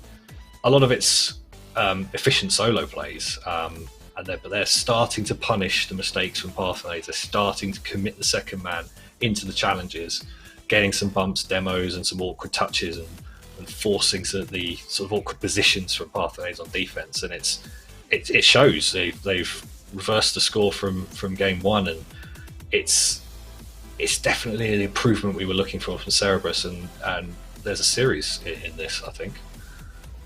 Be interesting to see who gets the first goal in game 4. What do you think this Parthenase team needs to do to reset the mentality, knowing you're on match point in this situation? I think they're trying to rush themselves a bit too much. We've seen a different side of CJ in that third game. He's definitely able to have a huge impact. They weren't ready for him to be as aggressive as he was, and I mean, Joke's goal, I believe it was the second goal of the game, he just rushed out Arconyx on the defense, full sent him. They were not ready for it. When that aggression's coming in, they need to play a bit deeper. Arconyx is a player that likes to play aggressive. He likes to get those goals from basically being near the net and just trying to poach for goals off his teammates, trying to get sniped out by Hecky and Punky. Usually is Punky. We've seen how many assists he's got, but as we do get into this game 4 now, it is a question of which player is going to show up. CJ and Arconyx definitely being the impact players for these two sides. Hecky double committing on his teammate though. Punky able to get a bump at least to buy his team some time. Unable to get contact with the balls. This one floating into the middle. Joke rushing with Arconyx, gets 50-50 into back right corner. CJ to bang this one long. Over to Joke actually, but no contact made. Hecky hits the ball into the center. Punky to bang it on net. Joke, ever so awkward, managed to pop it over the bar with minimal boost. Arconyx try to get a shot down. Hecky's going to be there for the rebound. Just cleared as Punky managed to get the ball off of Alex here. CJ getting the ball back, gets 50-50. Arconyx trying to rush in for this. Joke is just the faster player. Hecky awkward in defense as Alex trying to get a shot to the front post. Both players going, but Hecky buying time for his team as Joke able to get the ball and sends it long. And just back and forth Rocket League so far from both these teams. Absolutely, you can see Parthenase team know they don't have time anymore. That perhaps they thought they did after the first 2 games where they were given quite a lot of respect from this Cerebus team, but now they're being challenged early. They know they have to make sensible touches, and they're forcing Cerebus into some awkward positions. Both Joke and Hecky now having to make crucial saves for their teams. But I've noticed a few times in the last game and in this game, the third man, as that was almost a pinch own goal, the third man for Parthenase is pushing very aggressively. Punky had to make a crucial touch as he gets the read, but he finds the crossbar there. He's finding himself in awkward positions there. If he didn't get the touch in, it's a free net, and Parthenase really can't afford too many of those. There's a third man back this time with Joke looking to get the bump, but Hecky gets the read again. Some crucial saves, crucial defense from Hecky here as the ball remains in the Parthenase corner. Can they get the ball out? Joke with the challenge, it pops up. Punky with the touch, but it's read by Alex, who's up to read the second across middle. Nobody home for the Parthenase team, and Joke finishes the open net. And we've got a lead for Cerebus. It sets this game 4 up very nicely. It's looking very good for Cerebus to try take us to game 5, but with still 3 minutes left in this game. There's a long journey before that might be able to happen, and we might find our way to Champions Field. CJ trying to take us there, pops the ball middle. Alex unable to get a touch, managed to get this one to the corner eventually. With Joke able to 50 this one. Arconyx and Joke racing for the ball now. Joke does not get the better of him, but it does fall down to CJ. Still gets something for his side there through the pressure. Punky, very uncharacteristic miss coming through as Hecky tried to beat Alex. No one's beating Alex on the form he's on today. He's looked brilliant. Joke to try get a 50-50 out into midfield. CJ ever so confident, pushing this one on net. Hecky getting his savior. He's always been the man that's been rotating into the third role for this roster, bailing them out when it matters. He tries to take the ball forward to them as well. Managed to get it over 2. CJ ever so patient, waiting. Pops this ball up. Managed to get the pinch off the wall. Arconyx awkward. Managed to take this one off Punky. Oh, ever so awkward. Heki again, picking up his 4th save. He's just waiting for his teammates to see what they do, and they're making so many mistakes right now. Under pressure, there's not looking like the same team we saw in game 1 and 2. This is clutch from Heki on the defense here. Save after save. He's back where he needs to be every single time. I think Punky and Arconics need to calm down and trust the rotations a little bit here. It's all very frantic, and the solid rock at the back of Heki is keeping this scoreline respectable at the moment. But the Parthenaise spacing, it just isn't there at the moment. That's a nice touch from Arconics, but unfortunately he gets bumped out, and a little team bump there in the corner as they both go for the same boost pad. Punky's up, tries to go underneath Joke, but he gets to 50. Alex is up with the booming clearance. Heki's got to make the save here, and I think he's up to at least 5 now. He's been the absolute rock of this match so far, but they are 1-0 down. They need to find the offense to bring this match back. Whereas they've only got a minute left to go. 1-0, only a goal, 1 chance is all they need. I'm just going to check the stats here. They've had 5 shots to Cerebus is 7, but I can't remember many of the Parthenaise shots, I have to say. It doesn't feel like their offense has been particularly firing in this game. And being 1-0 down, that's not what you want to see. Oh, great demo though. Arconics has the open net. What a fantastic demo that is. Absolutely crucial, and Arconics applies the finish.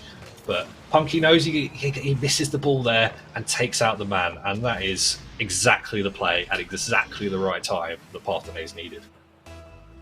Arconics breaking his curse, managed to get his first goal in 2 games. A player that was putting Parthenaise on the board very early on in the series, managing to bring them back as we just entered the last 40 seconds of this game. 2 players missing. Arconics able to get the clear.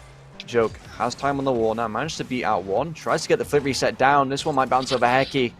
But who am I kidding? Heki with 7 saves, looking absolutely stellar on the goal line currently. Punky managed to pick up a save for Parthenaise. Out of the 8 is now the first one that is not made by Heki himself. Arconics trying to bang this ball long, interrupted by CJ. Joke trying to get a bump on Heki. CJ trying to get a shot back post. Punky not able to get to the ball and gets demoed as a result of it. Alex to pop this one high. Heki needs to bang it. Misses. Arconics all clear on the goal line. Pops this one out. Joke has a chance in the final few seconds. Managed to beat out 1. Maybe he'll be able to get the pass over to CJ. Oh, the doink and the redirect is not there from CJ. I was ready for it. That would have been a sublime goal to take us to game. That would have been clutch. Oh, I was going to say, are we going to get a 10-second goal? But a huge save from Joke to bring up his Saviour medal. And the early pressure is Parthenaise. You feel like, and it makes it very obvious to say they want to get this done in game 4. But the so far clutch defence from Cerebus. It's off the line again. It's off the bar again. Can they hold this pressure? Can they escape? Double commit on the midfield, but the pressure's still there. An unfortunate touch from Heki takes it away from Arky. He was looking to make the shot, and Joke looks to hit the backboard. Again, another double commit. It's all very frantic, very nervy, as you'd expect from a play in overtime. And oh no! Oh no! Not wait for Parthenaise side. Punky with, I mean, not the most threatening touch. CJ's up to read, but Heki, he's made all the saves this game, and the one he needed to make most critically, he just puts it in his own net, and that feels bad. 7 saves, and he just couldn't make the crucial 8th one. And huge from Cerebus. We get our game 5. The reverse sweep is possible. And I'm going to ask you the same question I asked you in the start of the last game. How do you reset the mentality now if you're Parthenaise? But now it's even more prominent question. Oh, Heki's going to be kicking himself. He did everything in the defense. Punky and Arconics they're not able to get anything in the offense that game. But even in the start of that overtime, the amount of shots that just hit the bar was insane. I've not seen the ball hit the bar that many times in succession in a long time. I tell you what, I'm getting flashbacks to the Masai Nezuko game last time. I think that was a game 5 as well, and it was nearly a reverse sweep again. We threatened it, but Masai hit the post of the bar so many times. You felt like if they lost that series, they were going to be absolutely fuming.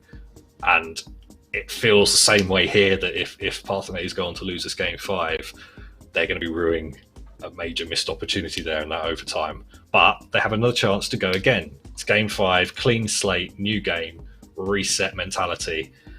Anything's possible in this final game as we move on to the fabled Champions Field for game 5. We wanted it, we asked for it, Dispatch, and they've delivered it. Yep. In some route, we didn't perhaps expect it to go this way, but we have that game 5. 5 minutes on the clock, do or die, win and you're in, lose and you go home. Your season is over. Who is going to come up clutch for their team in this game? Oh, I do love a game 5, and a reverse sweep would be an even better storyline. Cerberus did not look like themselves at all. We all knew what they were capable of. After game 1 and 2, it looked like an absolutely shut book. Joke able to bail out his team here as Punky trying to get some aggression going at Punky. Having to try to get back for his side, it doesn't have much boost. Clears this one high into the corner. Alex and CJ both up for the ball. Maybe Alex will be able to get a touch on this. Opts to go back for the boost. CJ backflipping.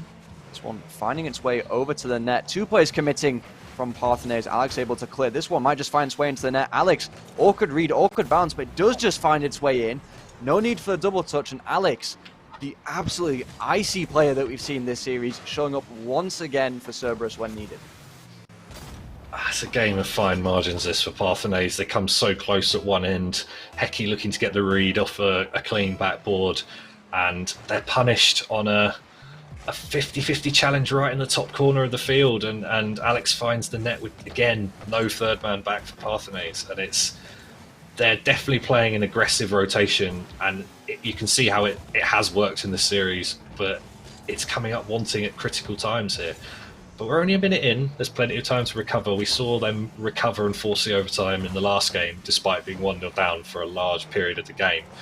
But you feel like they have to close up the defense for at least a sort of solid minute or so, and look to start to build the pressure, because the double commits are coming out from Cerberus as well. It's definitely, you can feel the nerves. This is a true game 5 playing match. Oh, there's a whiffed open net chance there for Cerberus, and let off the Parthenaise, who are able to get the ball over one. Just Alex back, Punky on the dribble, and he gets the play underneath. Beautiful play that by Punky. Ice in his veins, we just talked about it from Alex, and Punky showing that he runs cold as well.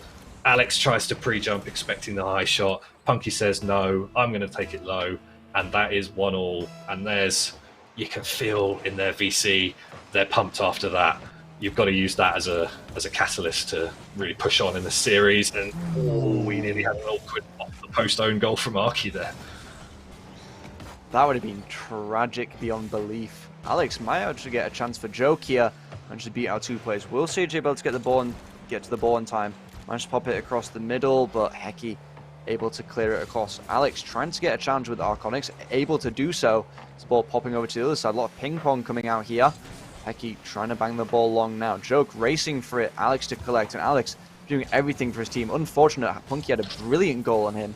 Alex has had to be everywhere for his side, but CJ to try and get something going. Unable to. Joke already up for this ball, expecting someone to challenge. Giving the ball over to Arconyx. Very awkward for Alex in defense, just off the post. 2 players going. Hecky is the last man, a 1v3 coming out here. Hecky left, low shot from CJ, manages to get back to the ball. Wow, tight margin, very unfortunate for Hecky. I believe does he just fall into the ground, manages to get back to it? Hecky's backwards, flips forward instead of backwards. It's so unfortunate with half the game left. After that brilliant game defensively from Hecky, 2 defensive blunders have really cost them in game 4 and 5 so far. It's not looking great for Hecky, and the mentality's got to hurt. Well, as he gets an assist for Arconyx, none of that matters, as we do see 2-2-2-2 on the board. Oh, that's satisfying. Just less than half the game left. We're all What a tied. satisfying scoreboard that is. I think you've just got to let, from Hecky's point of view now on defense, you've got to let that not linger, that you've had a couple of awkward. I mean, he's 1v3 in that situation. You know, they could try and pass, they could try and shoot anywhere in the net. It's a very difficult situation to defend properly. But you can see what they were trying to do on the opposite attack didn't quite work. The touch was wide, the bump wasn't there, and they get punished at the other end. But they are immediately able to come back, and that's what's really impressive about this Parthenaise team, as they absolutely gang up on the last defender, and Punky's able to force it home. And we're going to get a bit of a goal fest game 5 here. But as a Joke on the line again, 2 minds about how he could clear that, and then he's shut down from every angle from Punky. And really, they're not afraid to get stuck in on this attack. They're committing players forward, this Parthenay's team. They're not trying to defend for their lives and try and get a goal on the counter-attack. They are committing players forward, which is definitely an admirable way to play Game 5. It's a risky way to play Game 5, but it's working so far. And the Cerberus trying to get themselves on the board and bring this level. It's a very tough task. CJ topping his team so far has not been the issue in this game. Maybe a pass over to Joke now. Just too tight to the backboard as Hecky able to dribble the ball out. Alex has control. Pinches this one off the corner, but Punky ever so clutch, able to clear the ball. This one very awkward around Orcornix. Hecky able to get it clear. Pre-flip coming out from Punky, putting a little style into the game here. Out strike clear. Managed to get the air dribble out. Trying to get past to CJ. Able to do so. Joke's up for this ball. Trying to send it off the corner. Managed to get it to the backboard instead. Hecky awkward. Popping over CJ. Alex as last man rushes in. Oof. Risky from Alex, but it does work out. Trying to get the ball to the backboard. Hecky able to clear. Joke on the end of the ball. Trying to pinch this ball middle here. CJ able to try pop the ball forward. Alex refusing to commit here. Just not knowing that Arconix doesn't have boost.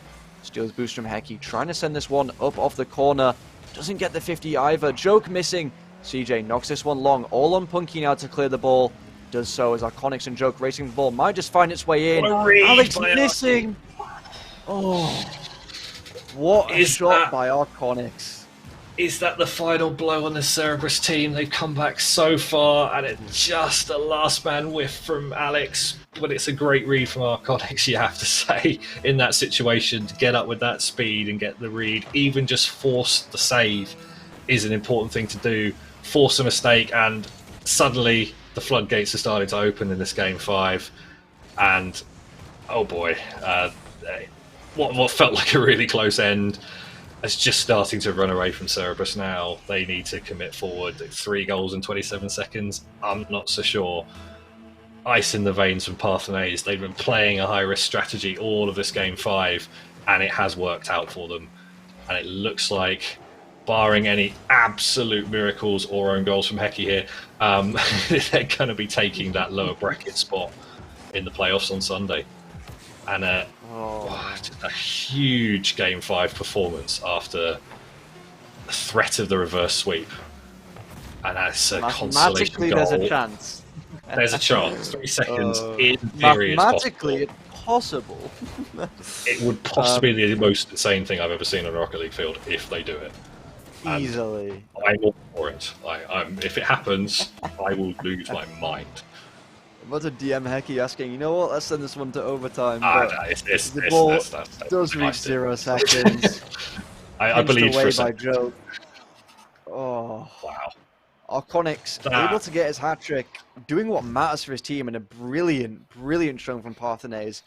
We still haven't seen reverse sweep, but I think we'll see one soon. I'm happy that we've been able to get close, but Parthenays fully deserving of that win. Yeah, that's incredibly impressive Game 5 performance, you have to say. It looked dicey at times. The third man was missing at times. But you can see this is how that team plays. They have an aggressive rotation, and they do find themselves wanting on defense at times.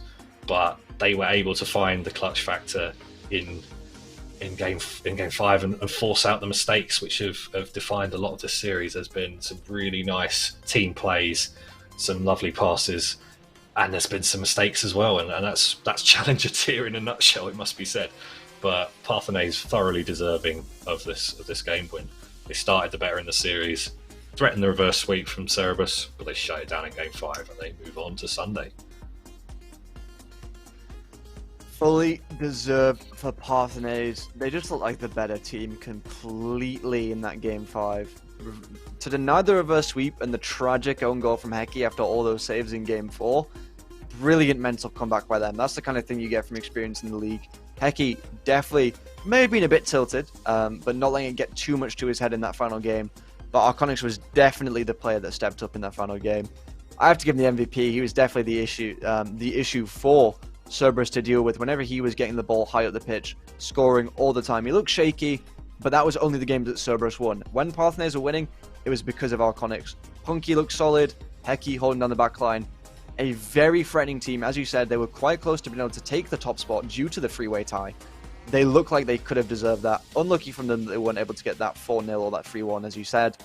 But they look like they can still contest. It's difficult to do from the lower bracket, but I think if any team could, it's Parthenaise. Absolutely. The gauntlet starts on Sunday, starts early. There's a lot of matches to play for Parthenaise and both teams winning the play-ins. There's a long route to that grand final, but it starts with the steel and the determination that they showed in that game 5, and not knowing when they're beaten, knowing they've always got the ability to come back, and that's what we've seen from this team. A very impressive roster that knows the style they're playing, and they seem to be perfected it across the season. It didn't work at times, but there were periods of that play where they were dominating Cerebrus, and thoroughly deserving, where they just perhaps a bit annoyed they didn't get a bye and a second life from finishing top 3. They've put that behind them, and they will play on Sunday. So very entertaining series, exactly what I'd hoped for. We got the game 5 we were looking for. Anything else to say to round out that series, Dispatch? Brilliant series, a pleasure to cast. But next up, we do have Neptunium and Eclipse in the upper bracket. The winner will be going through. The loser, I believe, will be playing Parthenaise in the playoffs. So they'll definitely be watching quite intently after a brilliant showing from them. Yeah, absolutely. Another banger coming up. I'm not 100% sure who's casting. Is it yourself? Are you back for the I next don't believe one? so. I think it's Morris Sky and Spooks. It's Morris Sky and Spooks, absolutely. So a goated casted duo and an excellent match to boot. So absolutely stick around. Join us in about 10 minutes time for an absolute banger in the playoffs for Challenger. But that's it from us. I've been Isos Davey. He's been Dispatch, and it's good night from us.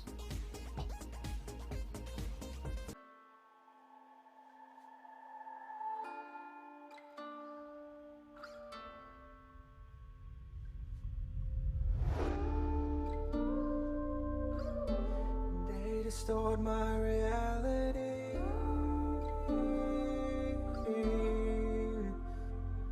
So I gotta leave my feelings on a shelf right now, while I work for better wealth and pray for better health. Been drowning in my thoughts, distorted reality. All these evil thoughts distort my reality. I'ma sing away the pain and trying to kill the devil away, so he won't live to see another day. He won't be in my way anymore, not anymore. Detached right now from reality.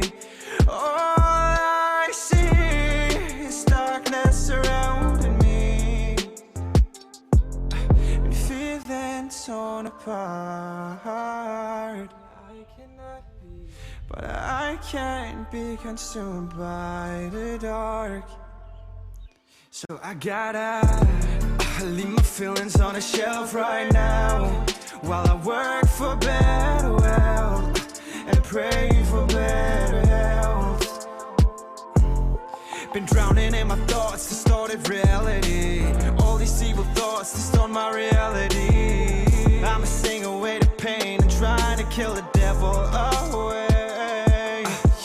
Zoned out right now in a different world, in a cold world. So sorry if I cannot talk. I'm trying to make it out, but I can barely walk. I feel it lacking on over me like a hawk. The darkness, and it talks to me through the evil thoughts in my mind. Been feeling torn apart. But I can't be consumed by the dark. So I gotta leave my feelings on a shelf right now, while I work for better wealth and pray for better health. Been drowning in my thoughts, distorted reality. All these evil thoughts distort my reality. I'ma sing away the pain and trying to kill the devil away.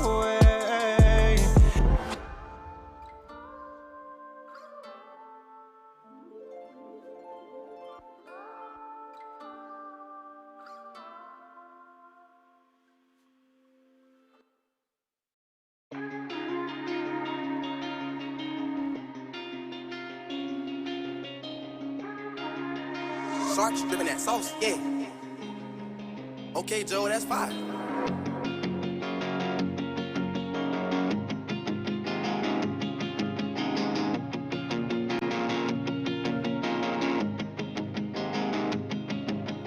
Black heart, our innocence has gone far.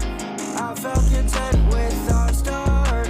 No, I can never feel this again. Don't want it to end. Black heart, say that you love me, but you're far.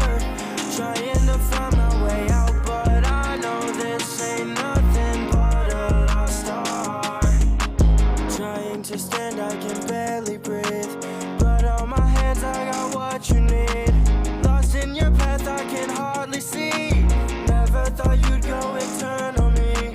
Love is something that you cannot pay for. Love is something that you wanna stay for. Trust is something that you cannot play with. If you wanna have some more, then maybe you should say it. Issues are deeper than I could just see. Trying to find myself, I can't trust me. I feel so battered every time I bleed. Nothing else matters than me and a dream. Black heart, our innocence has gone far.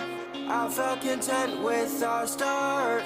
No, I can never feel this again. Don't want it to end. Black heart, say that you love me, but you're far.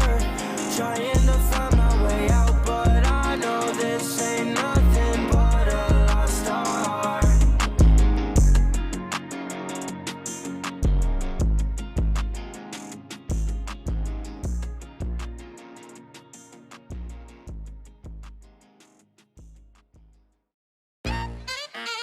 Hey yo, this is the first song that I ever recorded. Check it out. Hey, hey, hey, hey. I got all this money, but it's not what makes me happy. Used to be so cocky, but it's now all just the past me. Speakers loud, roof is down, riding through my city now. She's in for the picture, I'm old when I got no worries now. I've been chilling in the back of a class with a pack on my back and my mind in a Maybach. I'm afraid that I'm too laid back. I don't study, but I make great A-rap. Little shorty and she wanna throw it way back. Got a little bit of rock and a little bit of jazz and a little bit of top and a little bit of racks and a little bit of smile and a whole little laugh. Hey, I kick back, you know that my rap kicks. I've been smiling for so long, I might need chapstick. I ain't talking to you fakes, these brothers plastic.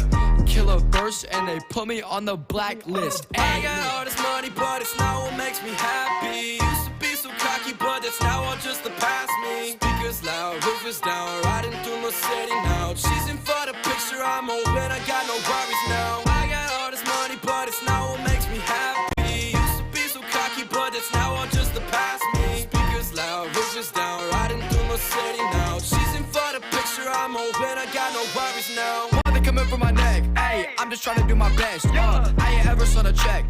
But a brother know he blessed. I'ma go cop some shoes at the thrift. Honda Civic from 02 with your booyah, that's my lift. I be flexing, that's a Walmart on my wrist. $30. $30? That's the price of my whole fit. You got Gucci on your jacket and I'm laughing. Pass the booth, I ain't gon' have it. Yeah, the truth is what I'm rapping. I got all this money, but it's not what makes me happy. Used to be so cocky, but it's now all just the past me. Speakers loud, roof is down, riding through my city now. She's in for the picture, I'm old when I got no worries now. I got all this money, but it's not what makes me happy. Used to be so cocky, but it's now all just the past me. Speakers loud, roof is down, riding through my city now. She's in for the picture, I'm old when I got no worries now. I got some things in my mind that I think will be better off singing a song. Yeah, be my addiction and be my depression. I'm winning against all the odds. Yeah, I got the best of me. I was a center, a player. I fell to the ground. They told me I won't make it. I took it and made something greater. I'm lost, but I know I'll be fine. Yeah, saying now they gon' know the name. I'm a hard hitter on the road to fame. I was feeling down, so I wrote a page. Get a beat, leaving it a murder case. She gon' want me when the lights down. Yeah, I'm feeling it right now. Setting up the new heights now. Smile for the bite down. I got all this money, but it's not what makes me happy. Used to be so cocky, but it's now all just the past me. Speakers loud, roof is down, riding through my city now. She's in for the picture, I'm old when I got no worries now. I got all this money, but it's not what makes me happy. Used to be so cocky, but it's now all just the past me. Speakers loud, roof is down, riding through my city now. She's in for the picture, I'm old when I got no worries now. Bro, that was my first song, dude. The next one, a little bit, you know what I'm saying?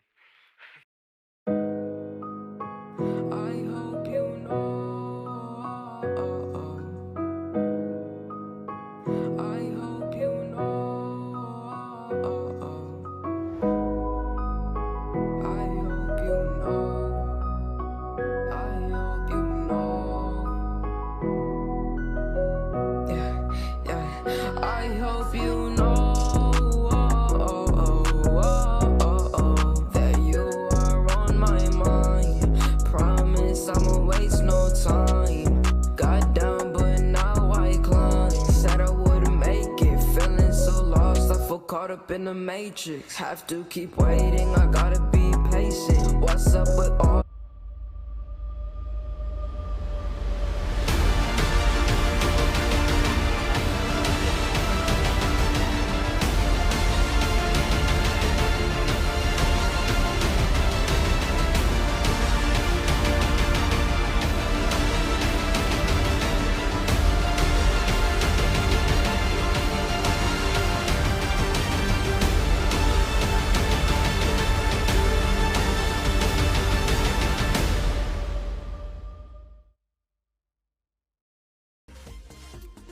Well, good evening. It is Friday night. This is the final game for you tonight, and we have got an absolute banger coming up for you. We've had two epic games for you, and we're going to have a third one for sure. But before that happens, let's do the introductions. My name's Moray Sky, and with me tonight, I think it's probably our first time that we've casted together, so I'm looking forward to it. We might have done it before.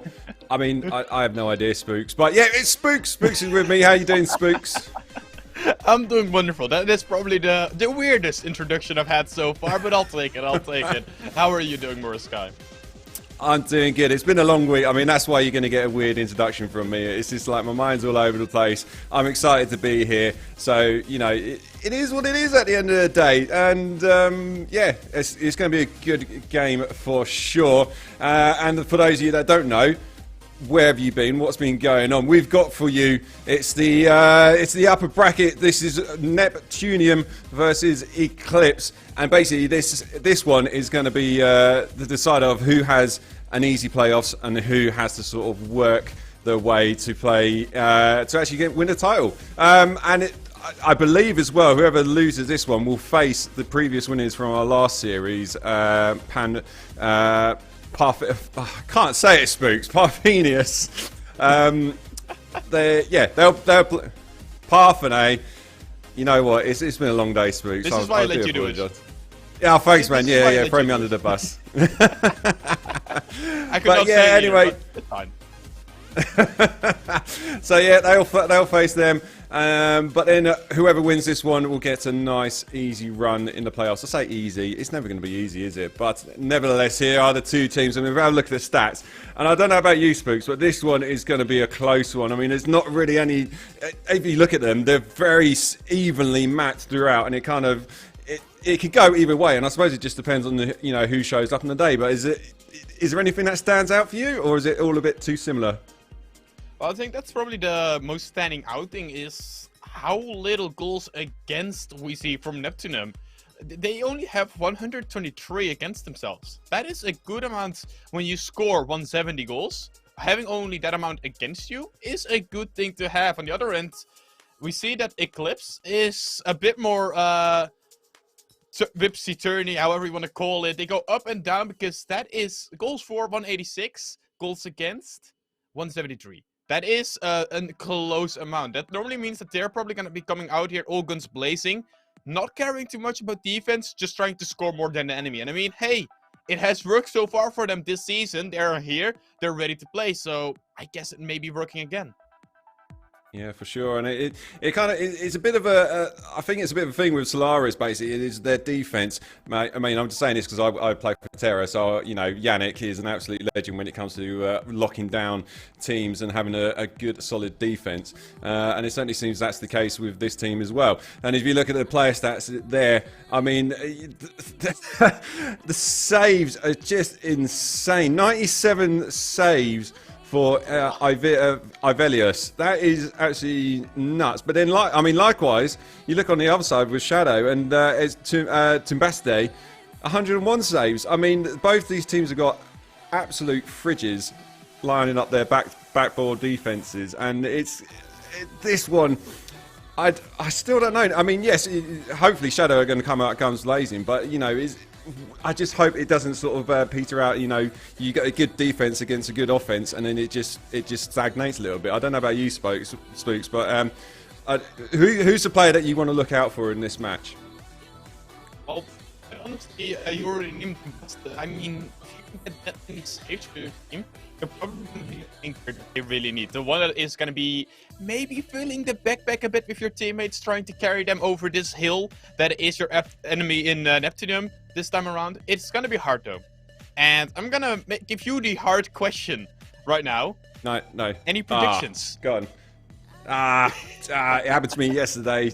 Okay, prediction-wise, I think this is going to be... This has Game 5 written all over it. We just come off the back of a series that was also a Game 5, and that was absolutely insane.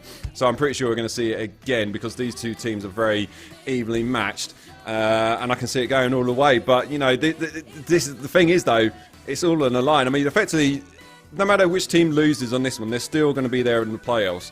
But they're still, you know, it's like I said, you want to have that slightly easier run to the final. And if you lose this one, then you've got an absolute battle on your hands. But prediction-wise, Yannick would kill me if I went against them. So I'm going to have to go for Neptunium.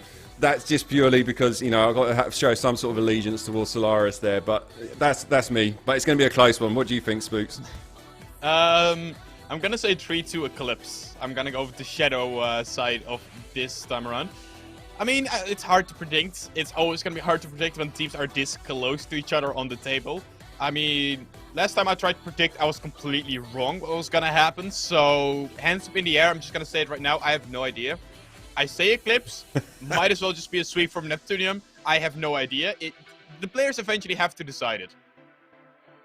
They do indeed, and I think they're ready and waiting in the lobby. So at some point we're going to hop over and actually get this game underway. But I'll be interested to see in the chat. I can always see we've got, you know, a few people bigging up their various teams. So let me know who you think's going to be popping off today. What team is going to be walking away with this one? Is it going to be an easy win? Do let us know, and we can hold you to it at the end of the series and tell you how wrong you were or how right you were. I mean, yeah. The fact is, this could just be a complete walkover for either team. They've got it in them. Both of them could come away with a clean sweep here and completely go against this sort of being an absolute, you know, close fought contest. So, for me personally, I think this is going to be whoever gets that first goal, settles down their nerves a little bit, is going to put them in a great position, and then it would just be a case of whether they can keep it going into the various games. But the anticipation's killing me. I'm not quite too sure what we're waiting for at the moment, whether we're still waiting for some players to join or not. But this is draw here. Yeah. What are we waiting for? What are we waiting for? I'll tell you what, they're probably just, you know, they're not even listening to the stream. They're probably just eagerly waiting for us, for one of us to say, okay, go. So, I've done that. I've told them, go. Let them wait. I was going to say, let them wait for a bit. Let them suffer a tiny bit longer. But we won't. We have a game on our hands. Neptunium in blue, Eclipse in orange. Whoever will be the victor will have an easier road in the playoffs. Well, indeed, and so far at the moment, just a little bit of a battle going on in the midfield, just trying to work the teams out. And if this was you? Never mind, Spooks. I'll ask that question later, because Tumbaste, I said he was a defensive rock, but he's decided to go against that and get the first goal of the game. Slight double commit there by DPF and Ivilios, just leads to the early goal. And, I mean, there we have it. It's Eclipse taking the first goal of the game. I mean, I said Tumbaste was going to be my favorite. It's nice to be correct from the get-go as he gets a second. I mean, normally I'm not known to be correct. I just want to put this out. I am not known to be correct. I normally make predictions and they're all wrong. It's nice to get something right for once. Oh, maybe I should be listening to you a bit closer then at the start then, but yeah. No, don't trust me, you don't want to.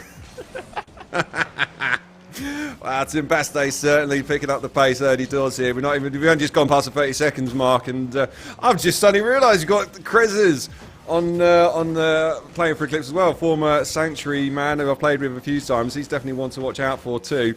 And but at the moment it's the Tumbaste show, but nevertheless Eclipse are looking to pile on the pressure here and not allowing Neptunian to come out their own half at the moment. little bit of out, and it really feels like for Neptunian, it's almost are not really fair. Maybe haven't really been warming up as much as what they've been doing. Because honestly, have been coming with all conditions. Maybe a third player name. This one going a bit too high, no follow-up to be found. But with the ball back into the middle, it's really Eclipse controlling the speed of this game. It is indeed, and I don't know whether it's my end or not, Spooks, but your mic seems to be sort of crackling in and out, so I only caught just a fraction of that analogy there. I don't know what it is. It's probably just me, to be honest. I mean, I'm renowned for having technical issues and having my mic doing weird and wonderful things. No, I hear but nevertheless, here we... Oh, you were lagging. Okay, not me then. That's all good. That makes me feel a lot better. But so far, those 2 early goals for Eclipse, and not managed to capitalise too much, but still looking relatively comfortable here with Krezes in the corner. But Ivelios trying to work his way back in, and unfortunately not able to come out of anything for that one. And if this is you, Spooks, would you be panicking at the moment, or are you just going to you know, it's not really nothing to panic at because there's still plenty left to play for? How would you approach this one? It's very easy to always try and panic when it's so early doors still, but normally for these types of players, it is very simple. Keep calm, keep relaxed. It is so much time, so many games to it. You have all the time. Nothing to worry about. Nothing to panic about. Like, if this goes bad for game 2 as well, you lose game 2 in session where you just can't hold the offense, struggling with right now, then it's time to panic. Then it's time to just throw the kitchen sink at everything because you don't know what's going on. But it seems that it's going well this time around. Elias not getting this one on target though. Indeed, but this is a lot better. Oh, what a save on the line there by Krezes. Managing to just keep his team ahead with a 2-goal advantage. But at the moment, Neptunian are putting on a good amount of pressure, but they haven't made it pay, and instead the counter-attack now coming up for Eclipse. Got to be careful here. Save on the line there, slight double commit, but neither Krezes nor Timbaste up on that one, leaving Dread at the back. They're off the backboard. Lovely little play from him, keeps it alive though for Neptunian, trying to push their way, work their way back, but a minute and a half left on the clock. They got to find something quickly, otherwise they're going to find themselves 1-0 down. 1-0 down. 8:30 in the series. I'm gonna ask you now, Ismore Sky. Is my mic a bit terrible? Can you hear it? Is it going well? Your mic is crackly, and I thought it was just me, but no, I think your mic is a little bit on the edge today. But miracle there, open net, but he instead spoons it wide. But so far, Neptunian still putting on a lot of good pressure, but just not being able to make it pay at the moment. This is good defense at the moment from Eclipse, and they're just managing to keep their 2-goal advantage, albeit a slight slim one. But with every second that ticks down, you've got to think Eclipse are looking stronger and stronger. And here's Tumbaste again, looking for his hat-trick, but DPF on the line. Just pops it into the corner, and Miracle was able to follow up on that one. And with 30 seconds left, they've got to find something quickly, Neptunian. Otherwise, they're going to be facing a bit of an uphill battle.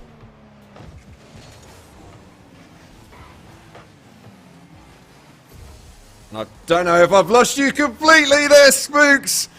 But Neptunian, they've opened the door. They've got a glimmer of hope. Tumbaste just stationary on the line. I'm not too sure what was going on in his mind, but deciding just push a little bit too far past the far post there. And with 20 seconds left, it's all to play for now with Neptunian. Stepping up, Ivelios, pumping it down into Miracle, but save on the line. Eclipse keeping a narrow lead, and here they come now with a counter-attack. Ball's going to fall awkwardly across the line on their goal line, but Krez is not quick enough to get on the end of that one. And here they come now. This is the last chance saloon. Tumbaste, good solid tackle from him. But the ball's being kept alive now by Krez's 0 seconds gone. Can he get the icing on the cake? He can't. Oh, Krez's will be kicking himself. It didn't quite squeeze him over the line.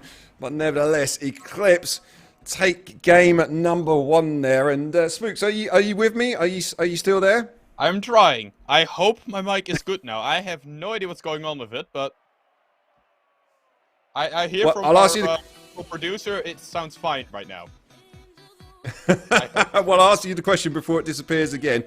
How was that game for you? Did Eclipse look like they deserved the victory? Yes, they did actually. It just didn't felt like Eclipse, especially at the start, came out way stronger, way more aggressive, and then near the end, we did see a bit of Neptunium coming back into the game, really starting to find their groove a tiny bit. But in the end, you only get one goal, and it wasn't the best in my opinion. Doesn't look great for Neptunium. They really need to figure something out, because right now Eclipse is going to be probably the team that's going to walk away with this keeps going. They do indeed. I mean, Neptunian, you know, credit to them, they did bring themselves back into it. They did show signs that they're not going to let this one run away just yet. But yeah, they definitely got to mix it up a little bit, because Eclipse will be looking very comfortable at certain points in that game there. So you got to think if they can get off to another flying start, then we might be seeing a clean sweep this series. I mean, as a caster, I've got to be honest, I don't want to see that. Not only because it will make my prediction completely wrong, but yeah, I don't like it. I don't like clean sweeps. I want to see a game 5. I want to lose my voice, and nearly early goal there for Neptunian. But yeah, I don't know about you, Spooks, but yeah, game 5 for me. What do you what do you think? Well, it's sad enough what I want is no longer possible. There's always been this dream of mine that I get the absolute golden perfect sweep, which is 1-0, 1-0, 1-0. Yeah, that hasn't happened yet in my career, sadly enough.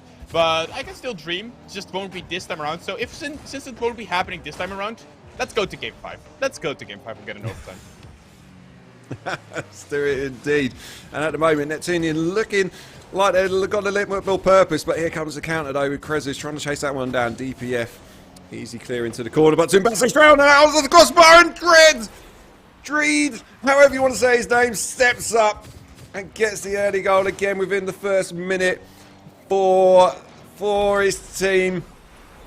And we're just when I think that's a slight caster's curse there. I mean, I said Neptunian were looking like they're here to play, but then the counter attack from Eclipse, and that's it. 1-0 up to Eclipse. Oh, okay. Well, I don't know what's going on with you, but I think you may need to stop speaking more, Sky, because I mean, you see what happens. To be honest, that looks like a carbon copy of the goal they conceded in the first game there. Timbaste on the line, just completely got caught flat-footed, and yeah, DPF off the kick-off. What is going on? We with the younger generation have a nice word for that. Clean. Are you saying I'm old there, Spooks? Am I not part of this younger generation? Yes. No, you would be fair on that point there. But Neptunian, you know, fair play to them. They managed to bring themselves. God, I have no idea how, but they, after going 1-0 down, the immediate response to bring themselves to 1-0 or 2-1 ahead is just insane. And so the question is whether they can keep up this momentum. Indeed it is, and it also depends on how well their defense will hold on, because we have seen it before. Defenses don't hold on for long, and as we see it right here, Dreed getting a second. I mean, Spooks, that's your fault that time. You're the one that said that. Is it now? Yeah. Maybe we should just, I don't know, just sort of hum our casting, just so we don't actually say anything and don't curse anyone in this match. But so far, it seems like everything we say, the teams have responded. Miracle! I don't think we've got time to say anything at the moment. It's just kick-off goal after kick-off goal at the moment. This is turning into an absolute slugfest. One of these teams has got to tighten up their defense, because we want to see a little bit more flair coming from the goals rather than just banging them in off the kickoff.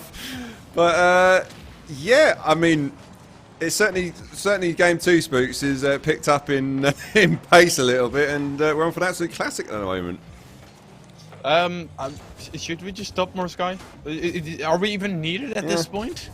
5 goals in 2 minutes, and it's just been such a slugfest. We're gonna probably see a 6 here with how things have been going. But it's a good save by Miracle. It really was needed. You can't give up the lead once again if you are Neptunium, because I mean, you've done it twice. You don't want to lose another lead at Dreed, Getting it forward once again, but this time getting blocked off. Tombasta is there to help him out, though. Miracle hitting it high. Tombasta with a good block. Reed decides to back off, leaving DPF to have so much free time. And you see that the ball just goes back towards your orange half. At that moment, Eclipse are just seeming like they're getting a bit hung up in the corners there. Past couple of times they've gone in there, they've just been a little bit awkward, and it's just allowing Neptunian just to recover a little bit and put hard on the pressure. But Dreed now pushing up this one off the backboard. Can he get the read on that one? He can't, but Tumbase on the follow-up on the line is DPF. Sends it into the corner.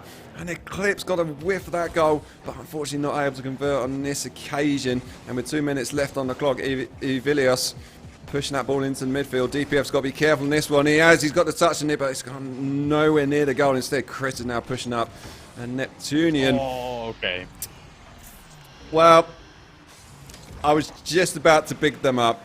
Just about to say something absolutely profound. And then they go and do that. The parting of the defence. Glazer steps up. And we're all square against Spooks 3-all. You know, I always said at the start for Eclipse that what most likely is going to be happening is that they're just going to go for a slugfest, going to just try and outscore the enemies, not really focus on defense. I wasn't sure if this is what I envisioned exactly, but it is going the way, and it really does explain why their goals against and goal for is the way it is right now. Yeah, but it's intriguing though that Neptunium, I mean, we thought they were going to be a bit of a solid rock on defense, and at the moment I've not seen much in the way of it, and DPS clambering back, almost conceding a fourth there. But yeah, Neptunian looking a little bit, whether it's a case of stream nerves, because I know myself, I get them no end, and whether they've got the same nerves in this one. But currently it's the 3v1 at the moment. Crazy, can he find a passing field in Vilios? Getting the touch at the near post there and just keeping his team in this one. It just seems like momentum slightly shifted in favour of Eclipse. And Neptune, you've got to be careful they don't lose this second game here. Oh no! Oh, that is incredibly close. It just barely gets saved by Miracle once again, holding his team alive right now because the last couple of seconds are counting on down. Reed with a second one, but can't get it on target. The post denying him. DPF with a good 50, going all the way towards the goal, but still nothing dangerous being created just yet. Velios with the ball towards the middle. Tombaste is the first to it, but DPF. The calmness, the coolness to relax right there.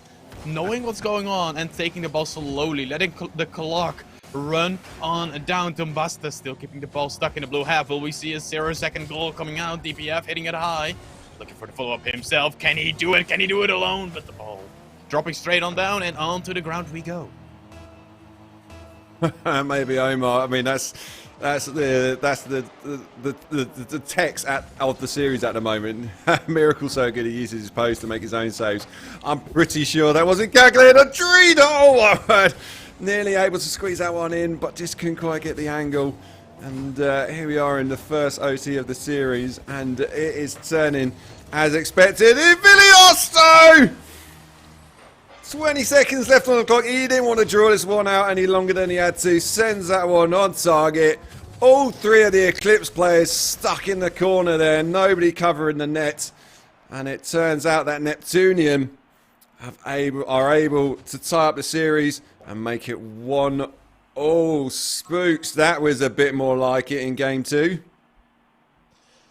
As a caster, one of the greatest skills you can have is being able to read when goals happen. I normally myself, after years of coaching, after years of casting, am quite confident in my own ability to know when a goal is happening and when it's kind of about to be happening.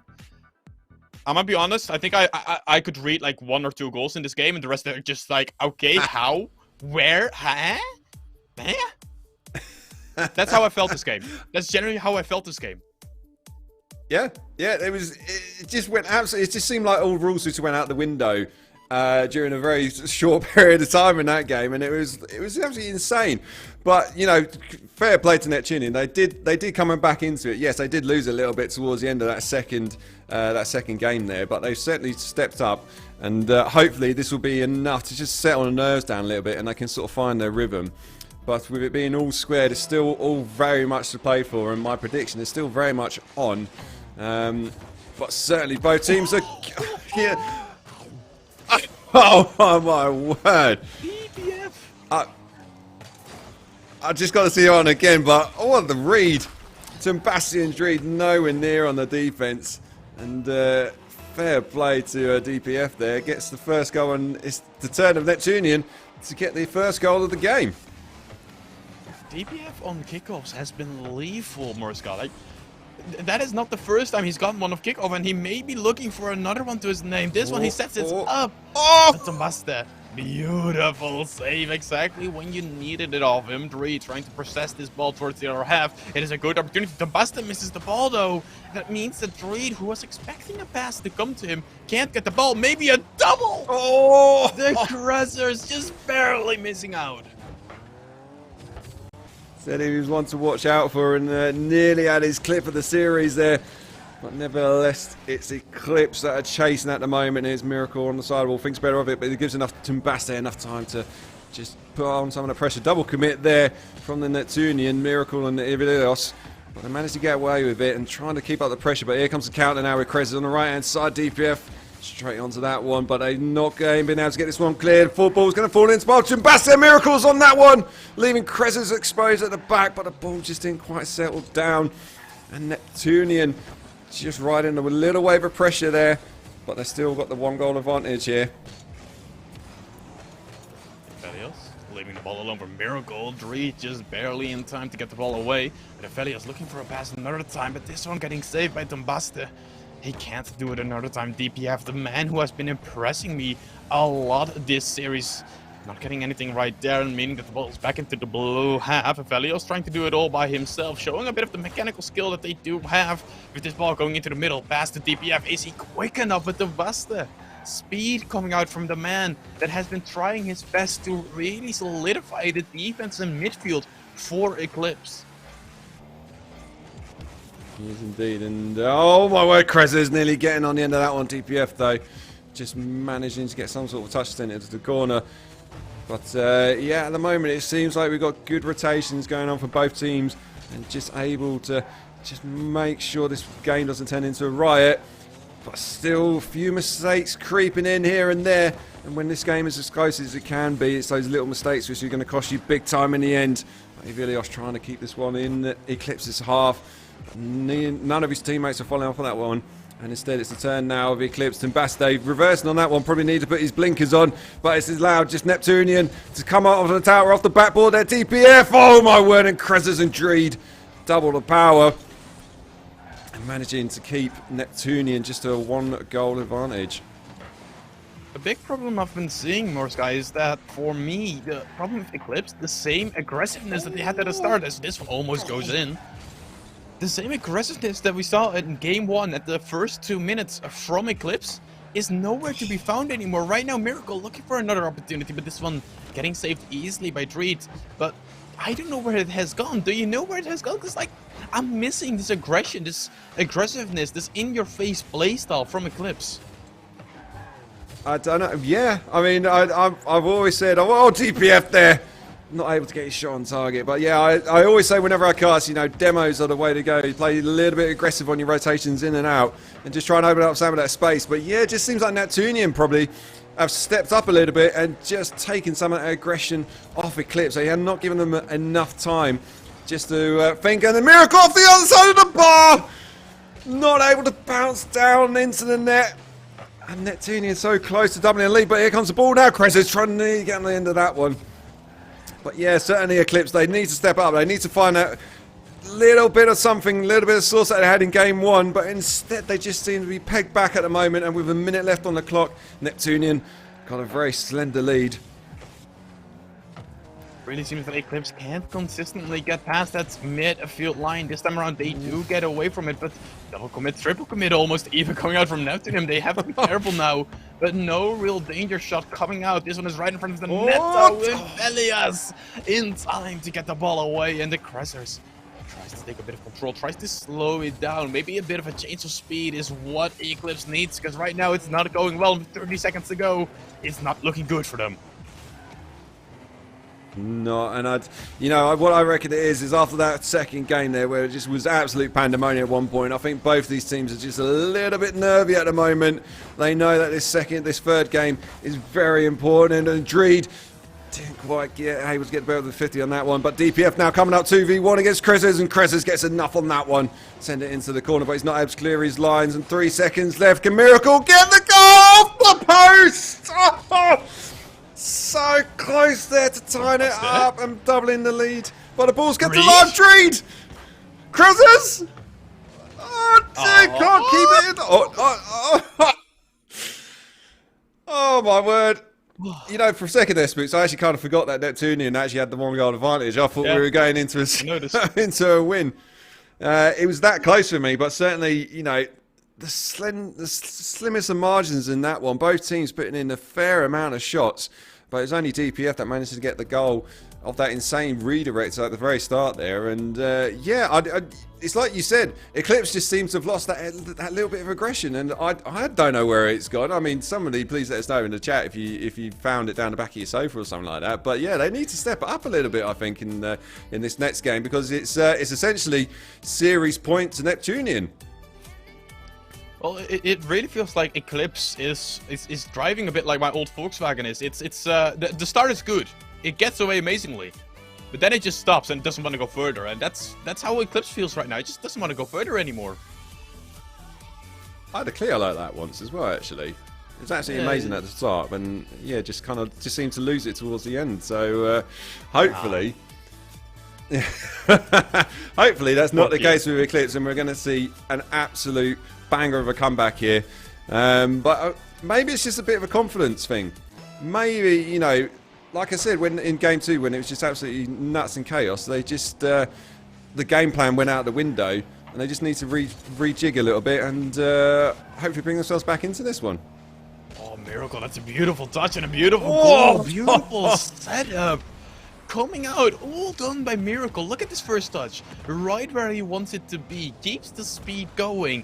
Making sure that even with the little amount of boost that he still had is in the tank, he still got that goal. He was still earlier to that ball. And this means that Neptunium already onto match point and already in the lead and maybe looking for a second.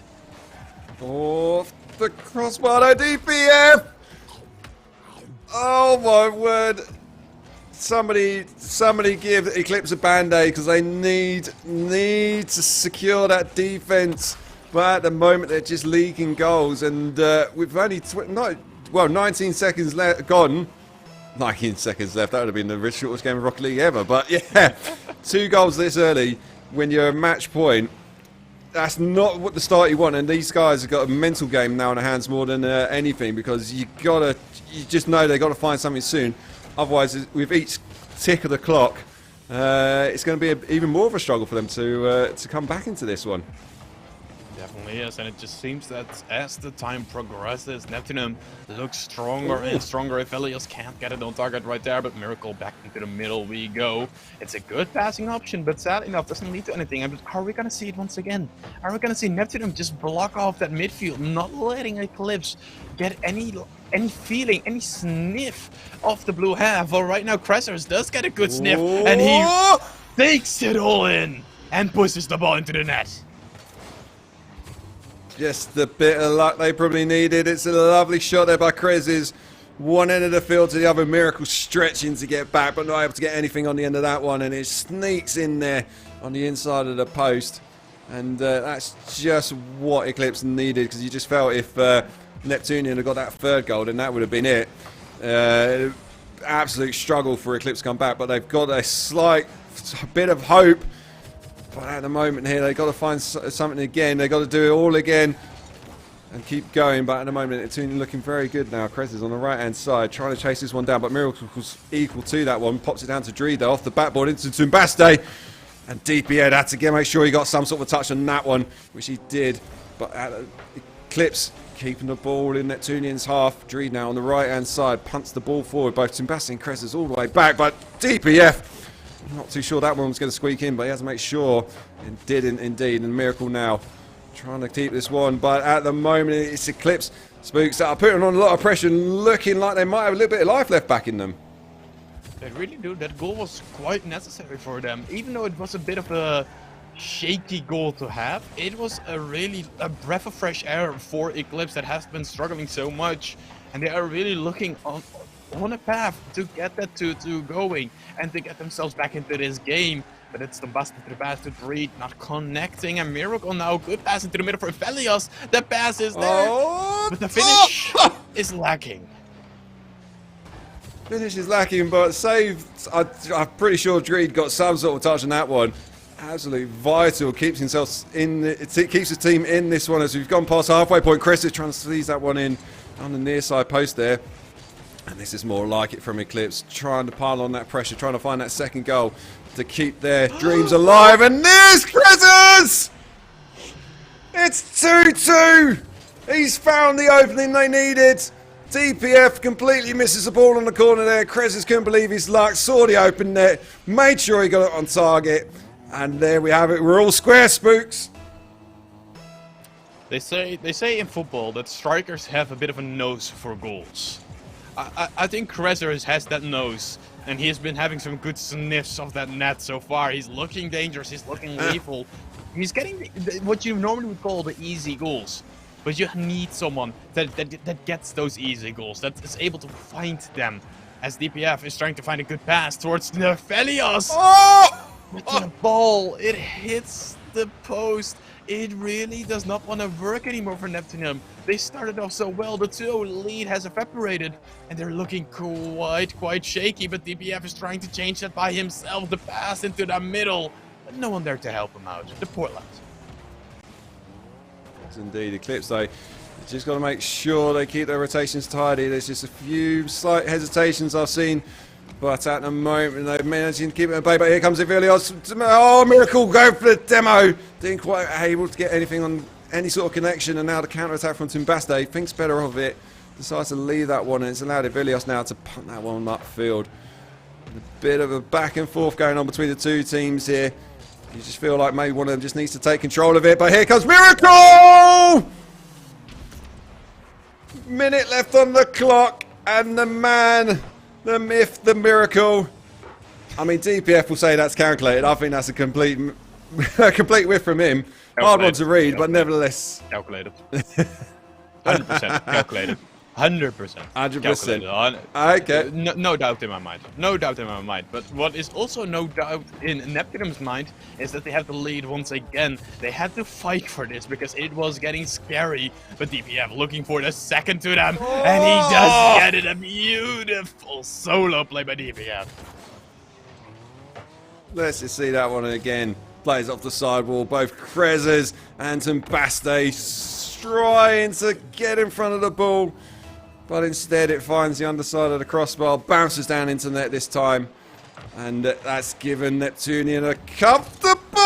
Oh, DPF had to make sure he got something like that one. Is the ball going to squeeze in top bins? Not quite there by Dreed.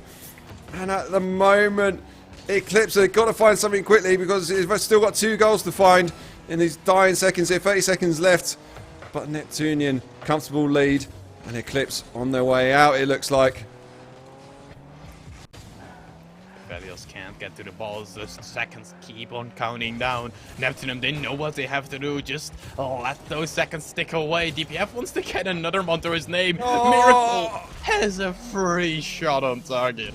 A 5-2 scoreline. Neptunium is here to finish it off and continue their role in this tournament. They do indeed. They will be marching on into the playoffs in the upper bracket. And it seems like Eclipse are going to have to dust themselves down, shake off the woes, and fight hard in the lower bracket this Sunday, whenever the Challenger playoffs is. I probably should have read my notes beforehand, but nevertheless, Neptunian are the winners there, 3-1 in the series. And you got, I don't know about you, Spooks, but it just seemed like Neptunian, after that initial slightly sketchy start there, in game 1, they managed to sort of bring themselves back into this one, and they just grew in confidence, it seemed. The start, quite honestly, looked like they were in shambles. Really, to be honest, it was just not a good start for Neptune. But near the end there, at the last minute of game 1, they started to roll a bit. They started to get a bit better. They started to find each other a bit more. And you see it slowly amping up. Game 2 was just a slugfest. And whoever was going to win it was going to be the one who's going to be in control of the series. Eventually it was Neptunium. And now you could see they just kept on steamrolling over Eclipse. Every time you thought Eclipse could get back, they just got punished. Time and time again. A very deserving winner here in Neptunium. It was indeed. I mean, I'm slightly disappointed. It wasn't the game 5 that I predicted. I mean, I was getting so close to seeing that happen, but nevertheless, I did predict the winner. So therefore, I do know a little bit about what I'm talking about. And you know, it's not all. I told you I was always wrong. Always. Well, I was only slightly wrong this time, so I'll take that as a win. But yeah, the point is, you know, well played to Neptunian. They march on into the upper brackets, but it's not over for Eclipse. Let's just point that one out. They will go down into the lower bracket, and they will be playing against it's that name again. How do you say it, Spooks? I'm sure you know how to say it. I'm just gonna say it the way I like to say it, and the way I think it should be said. Parfenice. I'll take that. I'll take that. And that's the only time I'll say it, because moving on, we also have Pyromancers moving through. A bit of an easier name to say, but in the playoffs already, we have a nice little bracket here. We have Pardus against Masai, Primordial against the team we just saw in Neptunium, and looking at the lower bracket, we have Pyromancers against Nessico Gang and Parfenice against Eclipse. It is a stacked playoffs bracket. It is indeed. I mean, you know, Neptunian, you got to feel, you know, they put an absolute shift in towards the end of that series there. But if they were to get past Primordial, that's, you know, as things go, that is a tough game to be facing next. I mean, Primordial finishing top of the table and absolutely dominating in the season, getting 60 wins. That is going to be a tough one, and you just feel after that series there that they probably should have got something a little bit easier. But nevertheless, at least you know they've got 2 lives effectively. Yeah, never easy. It's playoffs. It never gets easier. It only gets harder. And I mean, it's simple. If you want to win it, the entire thing, you've got to beat the teams that have shown to be the top dogs so far. You do indeed. So, you know what? You did it to me at the start, but I'm going to ask you this question first. Like, who is going to be your tip, Spook? So, after looking at that bracket, who do you think can make it all the way through to the final? Oh, I hate you. I hate you. You know what? I'm gonna go with a bit of an unpopular pick, mainly because I like their name. I'm gonna say Nessico Gang. Nessico Gang is gonna go make it through the lower bracket. They're gonna go all the way. Okay. I want to see a bit of difference. A bit of a difference, okay? Yeah, a bit of a difference, bit of an underdog story. We always love to see it, and you never know. But they've got some big teams to beat, and yeah. I've just got to go with the fact that Primordial are an absolute banger of a season. I can't see anyone sort of beating them, so they are going to be the team to beat in that. And with 2 lives as well, that's going to be a tough one for them to get completely knocked out. They might have an iffy series, but you know, 2 lives is a huge benefit for the people for the teams in the upper bracket. So, but the point is, it's going to be an absolute banger of a playoff, so make sure you tune in for that one. I cannot for the life of me find when it is. Spooks, do you know when the Challenger playoffs are? Is it this weekend? Is it Sunday? It is Sunday. Okay, I was right the first time. I should have just stuck to my guns and just made sure. Yeah. I question myself. That was always a bad decision. Nevertheless, come back on Sunday and you can see whether Spooks' prediction is on point, but he has confessed that he's always wrong. So you know, that's that. So, how was that series for you then? Was it as expected, Spooks? No, definitely not. I did not expect Neptunium to start walking through this way. I think Neptunium just showed that they can be consistent and it can be incredibly dangerous if led onto the offense. I think that's the biggest point to take away from this, is that the second they got onto offense, Neptunium was just unbreakable. They just felt like a team that is not supposed to be in Challenger and could break it into the strongest team. So yeah, they could even beat the team that you've picked to make it all the way. if they can get that going. It's just the hard part. Teams like that normally don't give you the space to get that type of wall going in the midfield line. It is not that easy for them. For sure. But on that note, I think we're going to have to wrap it up because it is Friday night, and I'm sure a lot of people watching this are going to go out partying after seeing an absolutely epic 3 games across the night there for you. But nevertheless, we're back tomorrow because, of course, this is pretty much it for the prospects and the challenger side of things. It's the playoff weekend. Prospects tomorrow. I will be featuring it, so do tune in at some point. Whether I actually make it to the stream is going to be another question, but we'll leave that to see what happens. But tune in tomorrow. You can see the Prospects playoffs happening, and then of course on Sunday, as I knew from the start, Challenger playoffs will be back. But that's going to be it from us tonight. And of course, we've got to give a shout out to the old sponsors: Lunar Organisation, HyperX, Metafire Community Fund, Versus Gaming, and Badass Studios. You guys are absolute legends. Any final words, Spooks, before we go? Thank you all for watching. Thank you, Sauce, for producing it, of course, the wonderful man himself.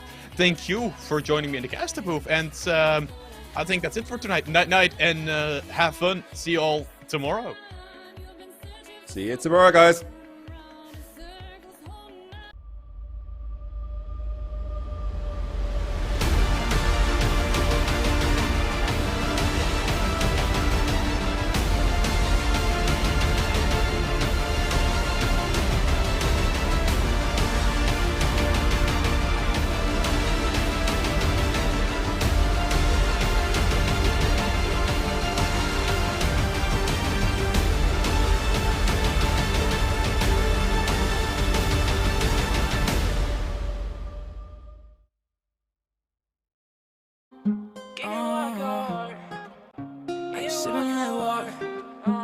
Sipping on that walk and it's heavy now. Hey, running on my guap and it's steady now. Hey, I didn't want that top and it's been a while. Hey, trying all these pills, how I'm living now. Hey, sipping on that walk and it's heavy now. Hey, running on my guap and it's steady now. Hey, I didn't want that top and it's been a while. Hey, trying all these pills, how I'm living now. Hey, sipping on that walk and it's heavy now. Hey, running on my guap and it's steady now. Hey, I didn't want that top and it's been a while. Hey, trying all these pills, how I'm living now. Yeah, I didn't want that cake. She didn't want my money when I pull up in the rave. Hop on my way, but where am I going? Get into the cake, yeah, you know I'm a boy. Yeah, you know I got a problem, but I just want a cake. Money on me, yeah, you know I won't change. Too many thoughts when I pull up in the range. Too many thoughts when I pull up in the range. Yeah, I didn't want a cake. She didn't want my money when I pull up in the rave. Hop on my way, where am I going? Get into the cake, yeah, you know I'm a boy. Sipping on that walk and it's heavy now. Running on my guap and it's steady now. I didn't want that top and it's been a while. Trying all these pills, how I'm living now. Hey, sipping on that walk.